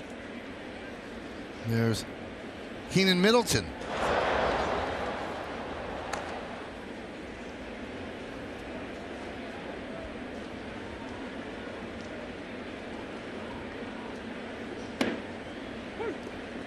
And a strike.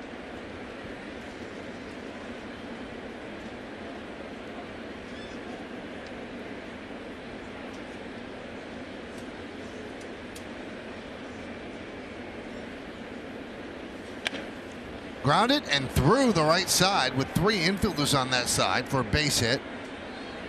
Frazier gets to it quickly and throws it into second to hold Walsh to a single.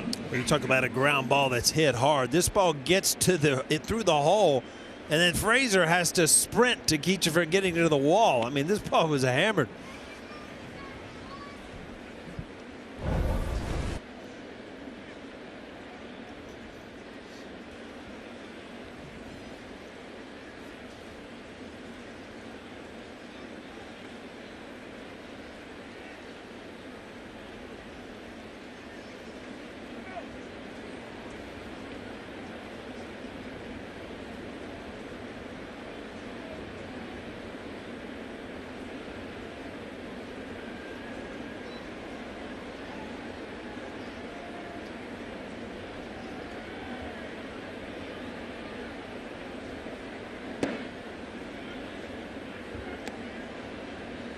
One and 0 on Simmons.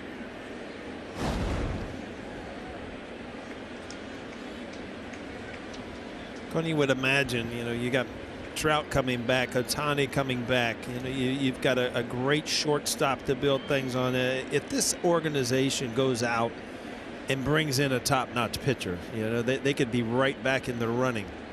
You know, again, it's going to be tough to just chase down Houston, but there's one team. And there's 2. A double play to end the inning. Around the horn, 5-4-3. A good turn by LeMahieu. No runs, a hit, no errors, and because of this double play, nobody left on base at the end of 6.5 innings of play. It's time for the 7th inning stretch here at Yankee Stadium, and the Yankees lead this one by a score of 6-1. Yankees in-game box score brought to you by Spectrum Mobile. Visit SpectrumMobile.com LeMahieu with a 3-run home run. Didi with 2 singles. Gardner 2 for 3, a solo home run, and a 2-run double, so he has 3 ribbies. Yankees lead 6-1, and LeMahieu at the plate against Keenan Middleton.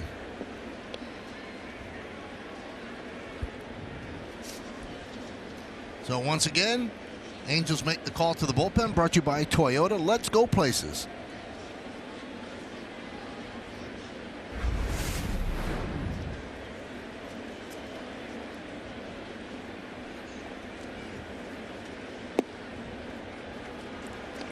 Middleton returned from Tommy John surgery on August 28th. So far, so good for him. He'd been out since May 13th of last season. At that time, when he injured his elbow, he had stepped into the closer's role. Ausmus is trying to ease him back in, not pitching him on back-to-back days and keeping his usage down. He's just 26 years old in his 3rd big league season.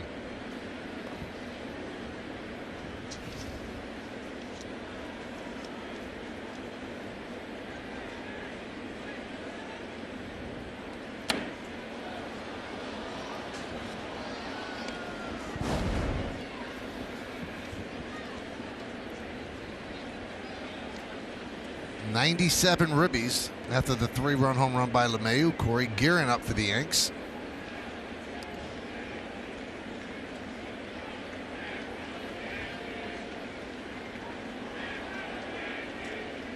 And the 1-2.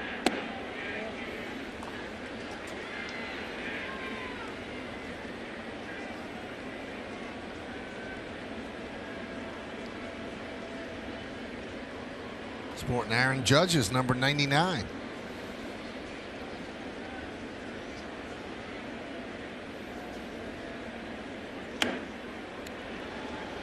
Little shout out to Agnes Santoro.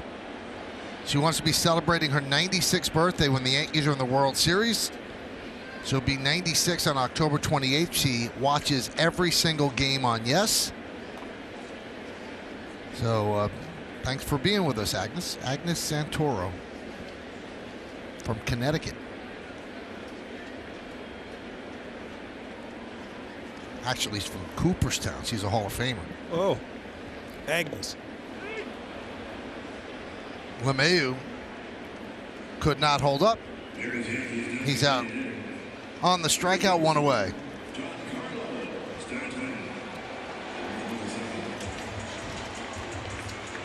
So far with Stanton tonight, his at-bats, you can see a little inconsistency, not like he was last night where he had a little extra emotion, probably getting back in the lineup. But again, it's just at-bat after at-bat. They should get better.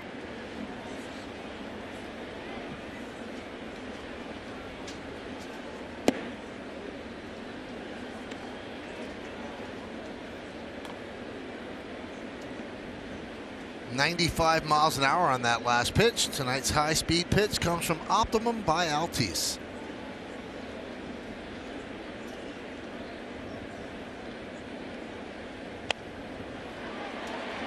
Under the glove of Middleton. Right there is Fletcher to get Stanton for the 2nd out. And that'll bring up Luke Voigt, who's been somewhat frustrated tonight, Paul. Well, it'll happen to the best of them, believe me. You do everything it's hard enough to hit a baseball. That's last night in the 9th inning, could have started something. But it just starts building. And it's amazing as a hitter, you almost started expecting them to catch the ball. It's a horrible feeling. These are good swings. Not much you can do about it. So now he's due for a blooper that falls in. So Paul O'Neill, who else wants some graphic?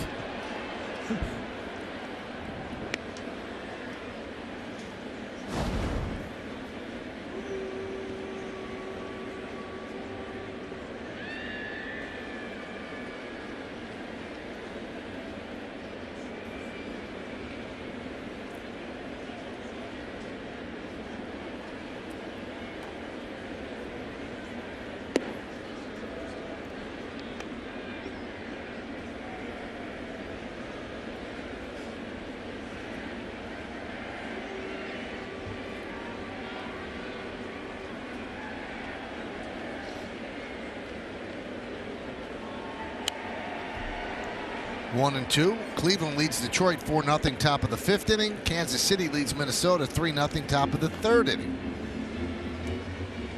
I'm not saying this is what's happening, because sometimes you don't realize it as a hitter or as a player, but you'll do anything to change your luck. Maybe pull your back pocket out, hang it out, pull your sock down, anything. See Luke Voigt with the pocket out right now.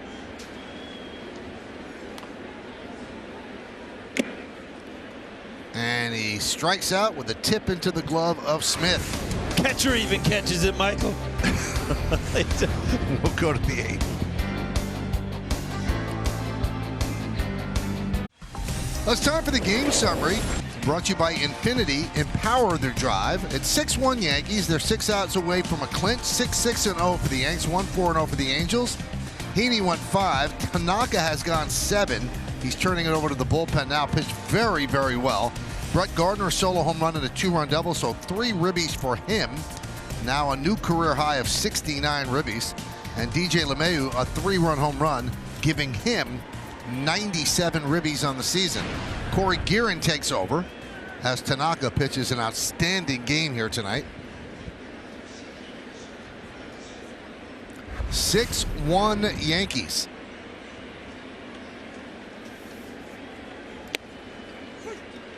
And a strike.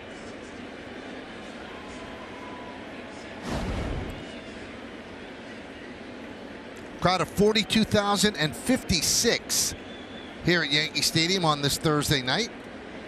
It's been a beautiful week for weather, and it's just kind of getting you in the mood of what's to come here in October. Line into right center field. On the run is Gardner, 1 away. Supposed to be a beautiful weekend weather-wise, too. I'll tell you one thing, though. The more you see Brett Gardner play center field, you're seeing his jumps get better, too. I mean, he moving to left to center. We've always said he's a true center fielder, but now that he's out there every day, you're starting to see him immediately make great breaks on the ball. Makes the plays a lot easier. Nice shot right there of exactly what you're talking about.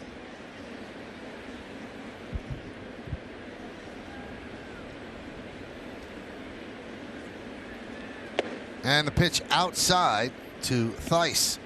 You know, there's a lot of players around the league as they become veteran players that managers basically know exactly what you're going to get. And Brett Gardner is one of those guys. He's going to come to the ballpark. He's going to play hard. He's going to play great defense.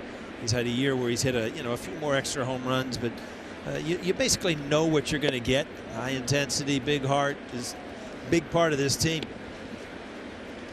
You know, I was talking to CC Sabathia about the leadership that he brings to the clubhouse, and really him and Gardner.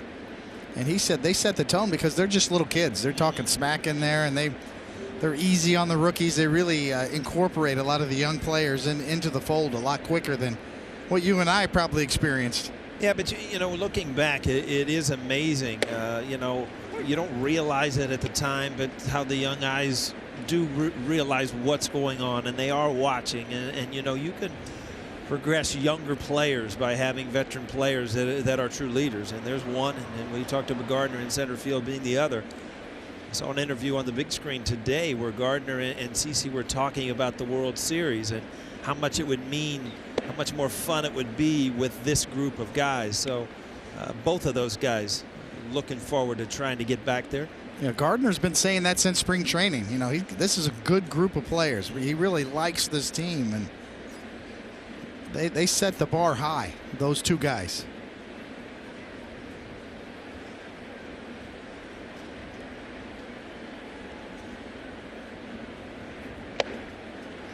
Three and two. Guerin has kind of that toe tap, that kind of stutter step right there that really, especially with a leg kick as a hitter, that would kind of drive you nuts because you know, you kind of rush yourself and then he hesitates. It's required a couple of different clarifications from umpires this year, as he was balked a few times this year, including in Seattle earlier. Fly ball again. Gardner this time there in left center to put it away for the second out. But that toe tap, and then he kind of jumps at you, and especially right there with an off-speed pitch. As a hitter, you have such a tendency to get out on your front foot because of that motion.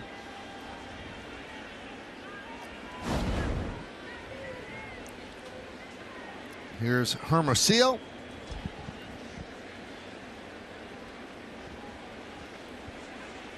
Yankees lead 6-1. Top of the 8th inning.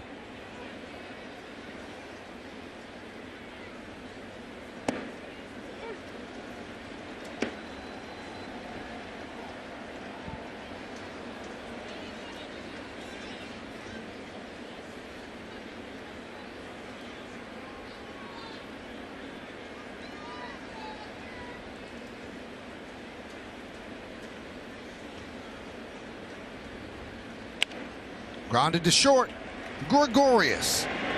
And Guerin works a 1-2-3 8th inning as the Yankees inch closer to a clinch. We'll go to the bottom of the 8th inning, 6-1 Yanks.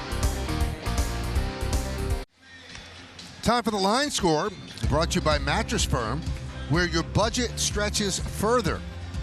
6-6-0 for the Yankees, 1-4-0 for the Angels. Yankees have 3 in the second, 1 in the fourth, and 2 in the sixth. And they are 3 outs away in the top of the 9th inning from going to the postseason. Michael Del Pozo. And they want to make sure, and they will bring in their closer, although it will not be a save situation, but these are 3 big outs that they'd like Chapman to get.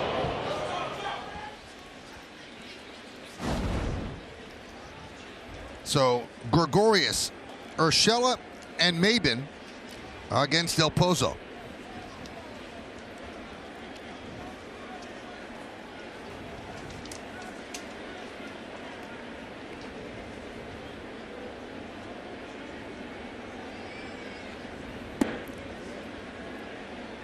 Made his major league debut on August 20th.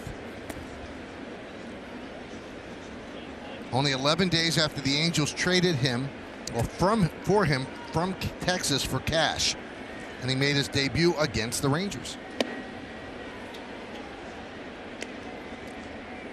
And another one of the Tommy John Club, missed second half of the 2015 season and all of 2016 because of TJ surgery.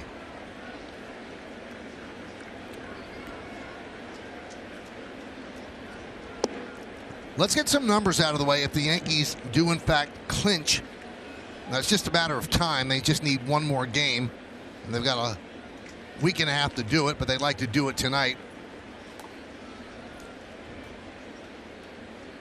It would be their 55th postseason appearance. And just to get a gauge on how many that is, that's the most all-time in Major League Baseball.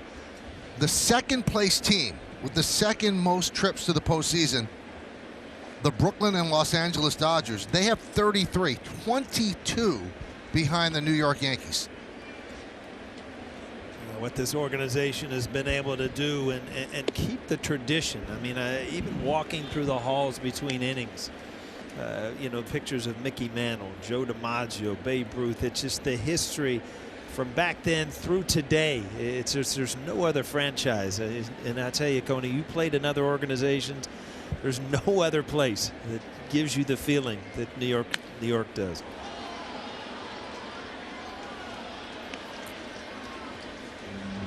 Well, just snapshots through the history of this incredible organization with 27 world championships. And some of the biggest names that ever played the game.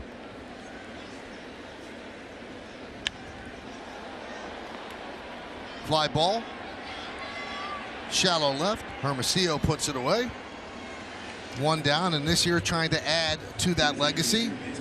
The numbers tied to the men who formed the threads that weave through the fabric of this organization that started in 1903.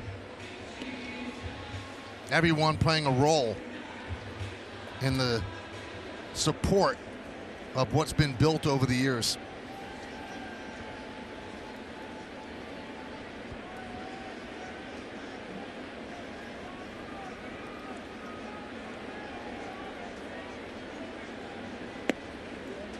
And the gentleman sitting next to me in the booth were part of a combined 8 world championships here in the Bronx. So they know what it's like.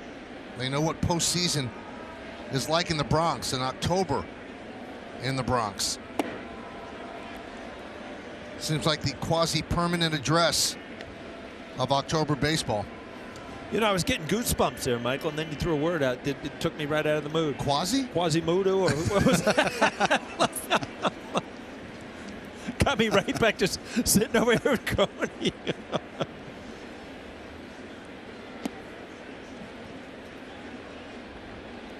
And the thing that's cool about both of you, you've experienced it with other teams. You won another championship with the Reds, and David, you won one with the Blue Jays, but 4 each with the Yankees. Well, the Yankees are defined by their generations, and you talk about Babe Ruth, the 20s and the 30s, and then Mickey and Yogi through the 50s, and Reggie and Nettles and Willie Randolph in the 70s, and then our crew in the 90s, and CeCe Sabathia, 2009, now in his last year, looking for bookends, and Brett Gardner. Whole generation of Derek Jeter fans, and it just, yeah, you're right, Coney. It just goes about the age of your life on who you were watching. Fly ball deep right, going back Calhoun, and he makes the play to retire Urshela. So what they're trying to do tonight is just the first step. It is a long journey. You clinch a postseason berth, you clinch the American League East, okay, that's one step. Then you've got to win your division series, another step. Then the league championship series, and then ultimately the World Series. And that has always been the goal of this organization, particularly starting in 1973 when George Steinbrenner purchased a team from CBS. That was the mission statement.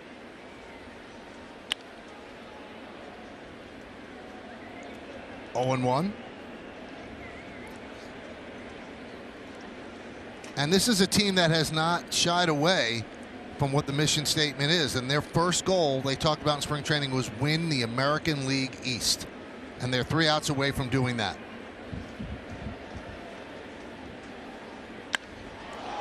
Deep drive, left field. There it goes.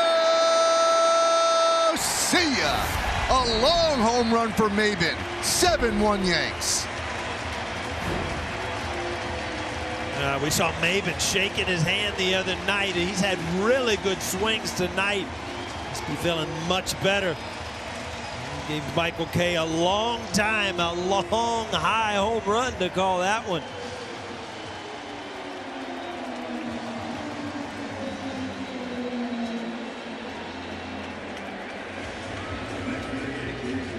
He's at 9 now on the season. One more and he gets to be part of the double-digit club.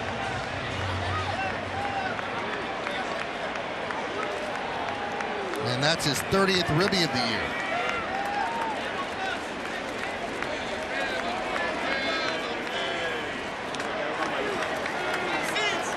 Boyd needs a hug today. Yeah, he does.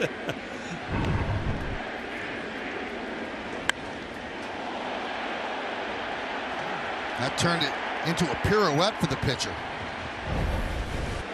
You know, I always said the hitter knows first, but you know, the pitcher knows second, right, Coney? You get some, you know, your neck gets stiff, snapping your neck around trying to follow it. 416 feet away. Wow.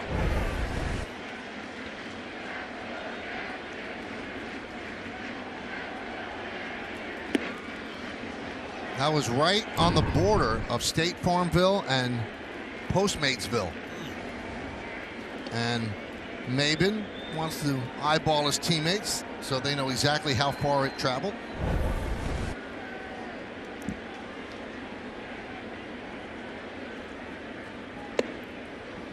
Two and two. And as we mentioned, one more home run for Maben and he would become the 14th Yankee with 10 or more home runs, and that would extend their major league record.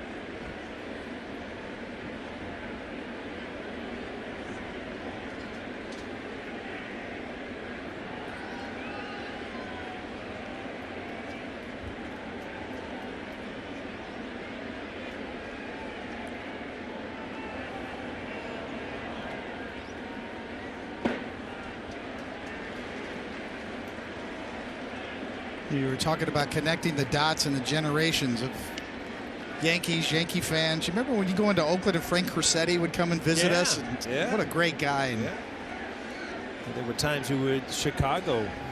Moose Scowen would show up and walk through the locker room. And I tell you, Cohen, I remember the first spring training walking out on the field and seeing Reggie Jackson and Whitey Ford, Ron Guidry, and it doesn't take long to realize that you've come somewhere special. And Crosetti really collected rings, first as a player and then as a longtime third base coach, and he was number 2 before Derek Jeter was born. He was so current too. He came around to my locker one time, Paul. He says, I've been watching you. You throw a changeup. You need to throw a changeup. You know, that's the kind of guy he was, Frank Crosetti.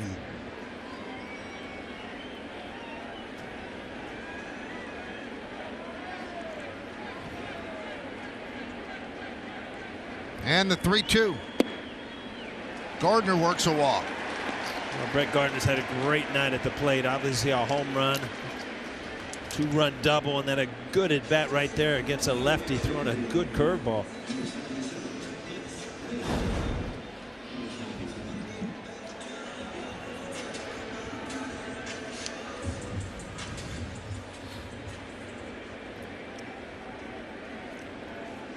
Here's Clint Frazier. He is 0 for 3 tonight,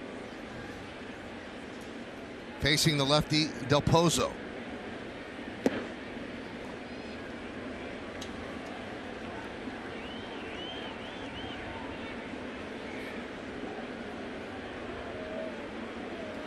Jake Jewell.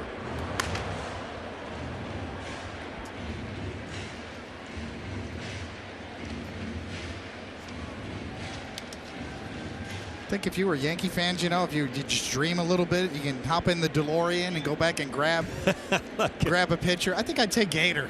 Gator? Gator would be one. I mean, Whitey Ford pretty good too. Some of those highlights when Gator was striking everybody out, yeah, that was pretty cool.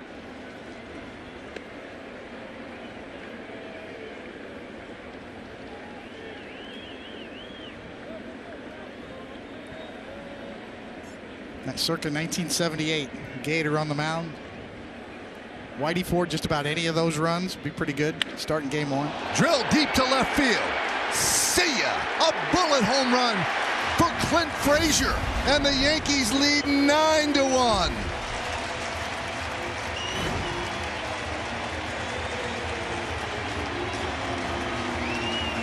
This is a welcome sight. Clint Frazier struggling a little bit. Wakes back on this, and boy, he has the quickest hands. He keeps his lower body out of it. He is able to get to anything by the speed of his bat.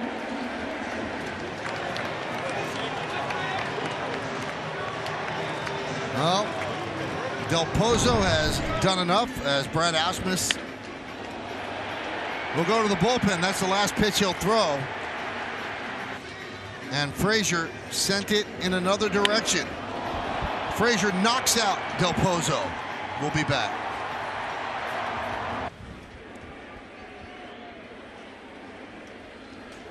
Angels bring in the right-hander Jake Jewell to face Austin Romine. 2 outs in the bottom of the 8th inning.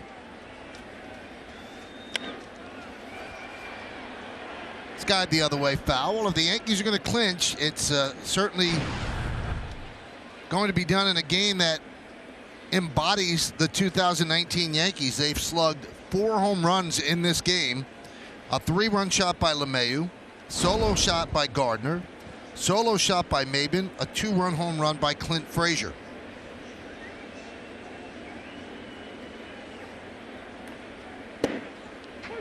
Oh, and 2.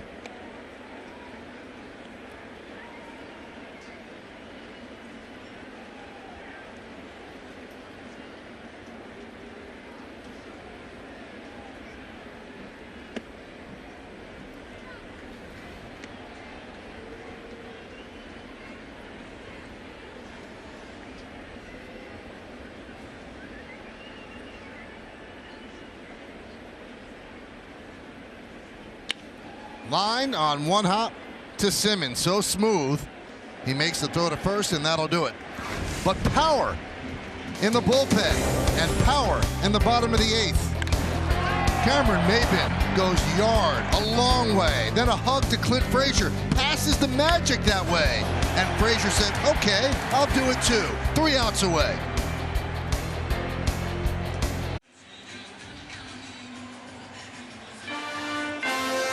New York Yankees baseball is brought to you by your Tri-State Land Rover retailers. By My Bob's Discount Furniture, home of the world-famous Bob-O-Pedic memory foam mattress. By Adapt Community Network, We Change. And by Mercedes-Benz, the best or nothing. Yankees have a healthy 9-1 lead as we go to the 9th inning. And they will bring on their closer, Aroldis Chapman, to get the 3 outs that will send them to the postseason. Those are the numbers for Chapman. 80 strikeouts in 54 1/3 innings pitched, 25 walks, 37 hits. Opponents hit 189 against him. He'll face the top of the order for the Angels, starting with Brian Goodwin.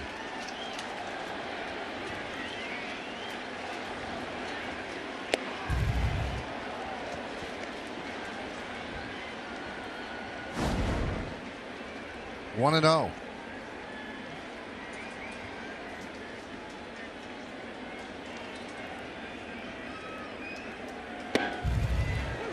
There's a strike.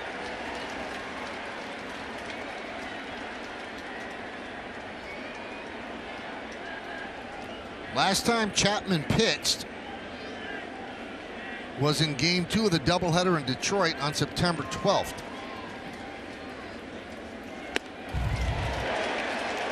And it's September 19th, so he's been off for a while. So even if it wasn't a clinch situation, they need him to get work.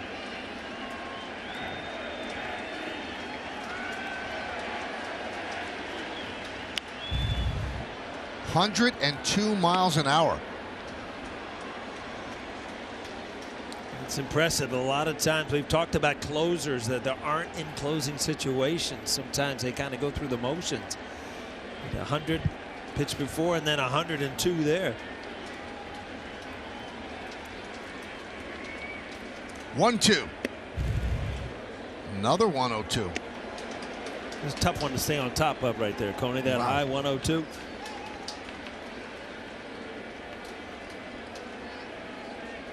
Chapman's kind of king of the mound again as far as velocity goes. Jordan Hicks on the shelf on the IL. Slider. Dropped it over the outside corner. Strike 3. 1 out. Kind of a delayed call here. Chapman thinks so. Yeah, okay. Strike 3.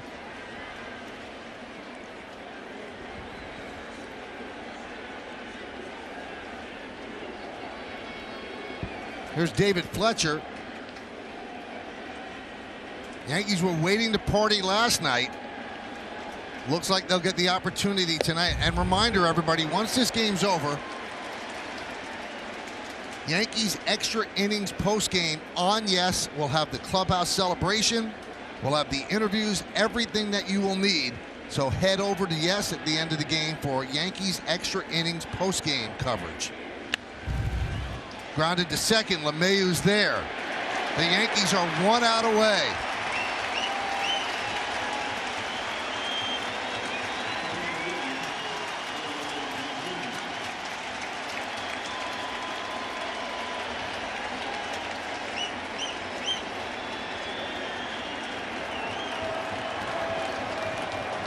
Most of the crowd of 42,056 have stayed for this.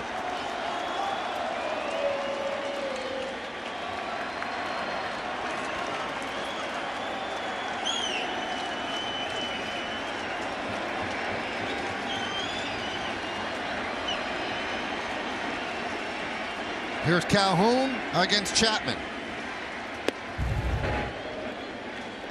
101, up and in.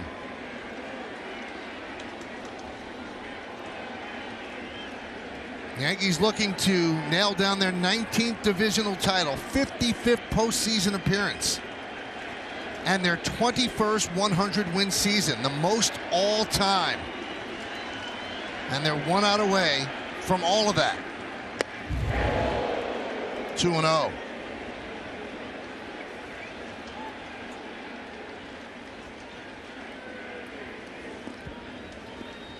Well, Chapman's thrown one slider, and it was for strike 3, and then everything else has been 100, like the last 7 or 8 pitches. So he's got a little adrenaline in him here tonight, Coney, to finish this thing out.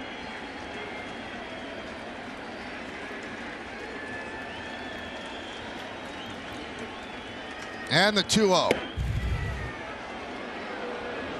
3-0.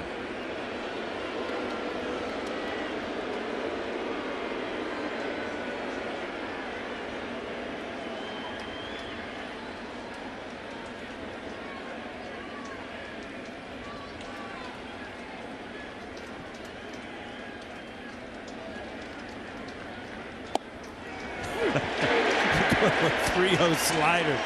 Wow.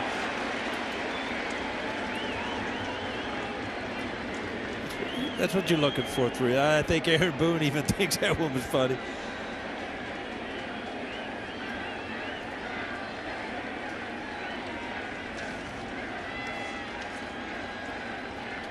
And the 3-1. And they are a strike away.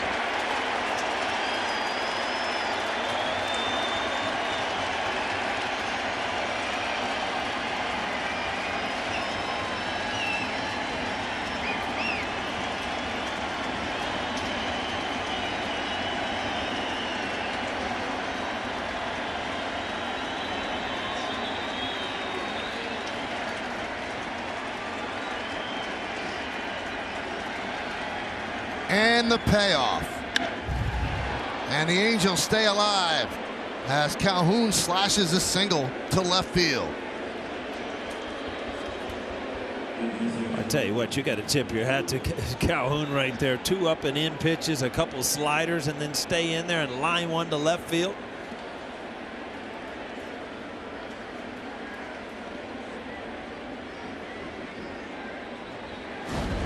And here is Pujols. He's 0 for 3.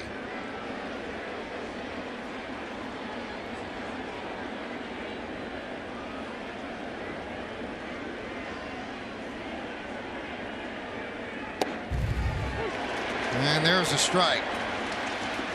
Up to this point, what a season for the New York Yankees. They have battled through everything, showed an incredible resiliency, a toughness, next man up. And the next man up performed just as well as the guy who went down. And now on the precipice of the postseason. Again, they're a strike away.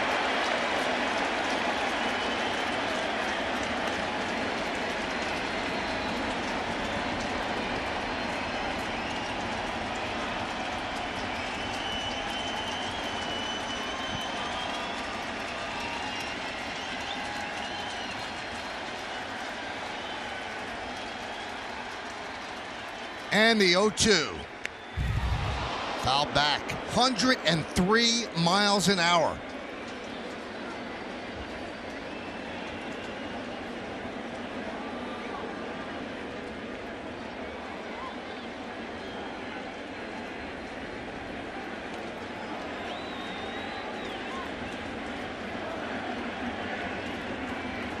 What a start for Tanaka. 7 strong. Now Chapman has the game in his left hand.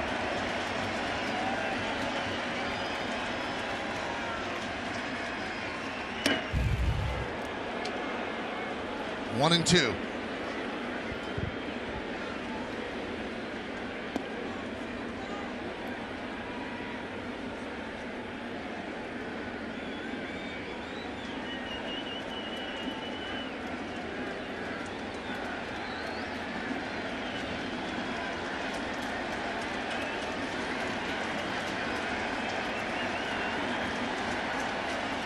And the pitch. Foul back. They are making Chapman work.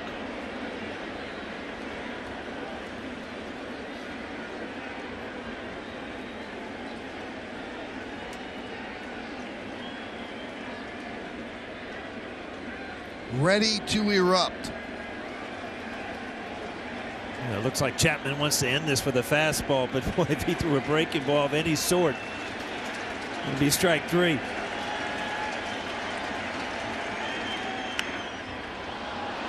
There's the breaking ball, foul back.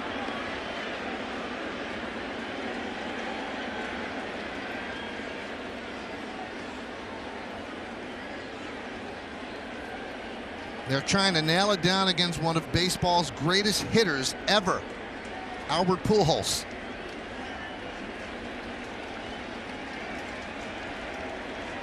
Calhoun at first, 2 men out. 9th inning, Yankees lead 9-1. And the 1-2. Swing and a miss, and the Yankees win, and they are champions of the American League East.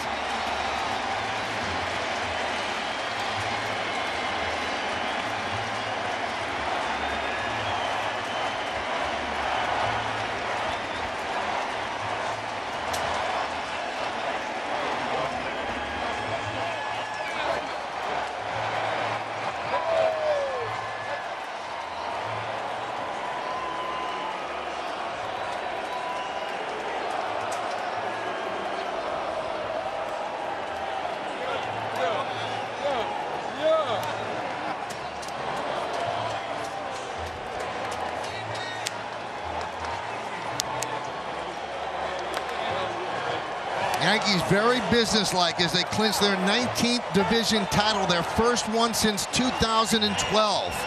Their 55th postseason appearance and their 100th win of the year. And this is the first step of what they hope will be a trip to the 28th world title.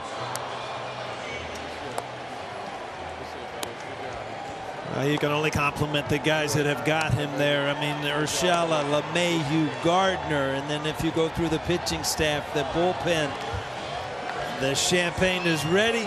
The players are on their way. Definitely a statement here, Michael. No dog pile, as you properly said. It's very businesslike. Nothing but hugs. Certainly a lot to be proud of, but somewhat subdued. Yeah, I mean, I think the score had something to do with it, and obviously it was pretty, apparent what was going to happen, but still, they have accomplished a lot to this point. To win 100 games at this point in the year and close out the rest of the American League East, congratulations to every one of those guys out there right now. When you consider what this team has gone through, the adversity, the injuries they've overcome, the next man up, 100 wins, and the American League East title is amazing what they've done. Again, not satisfied, they are not. They want to win a world championship, but this was the goal in spring training, win the American League East. And the guy who set that goal, Aaron Boone, he's with Meredith Morakovitz. Aaron, your 2019 Yankees are American League East champs. How does it sound? It sounds, hearing you say it, and now it's a reality. We set out a goal in spring training to win this division. We got a lot bigger fish to fry, but this is the first step along the way, and we're going to celebrate this. This is awesome. This team has had to overcome so much adversity throughout the course of this season. What are you most proud of when you look at the way they have played? That just how resilient they are. Nothing's gotten their way. Whatever's come adversity-wise, they've faced it and powered right through, and they've continued. I'm so proud to be associated with all those guys. DJ LeMahieu has been as consistent as they come in the batter's box. Fitting that he set the tone with the home run in the second inning. Yeah, we knew he'd love playing in this ballpark, and a missile to right center to get it going, and really we're onward and upward from there tonight. Brett Gardner, a mainstay here as well, had another big night offensively. What has he meant to this team, not only on the field, but in the clubhouse, Aaron? Yeah, he's a tone setter. He's a tone setter in there. He plays his heart out every single day. I almost gave him a day off today. I said, you're in there today, and he delivered in a big way. Aaron, thank you and congratulations. Thank you. Michael, we'll send it back up to you. Thank you, Meredith, and thank you to Aaron Boone, who's done an unbelievable job. 2 straight years of 100 wins. His first 2 years as a manager anywhere, and he has done a great job. And now he has taken the first step with his team. They are champions of the American League East. We'll come back. We'll wrap things up. The Yankees win this, and they celebrate a division title.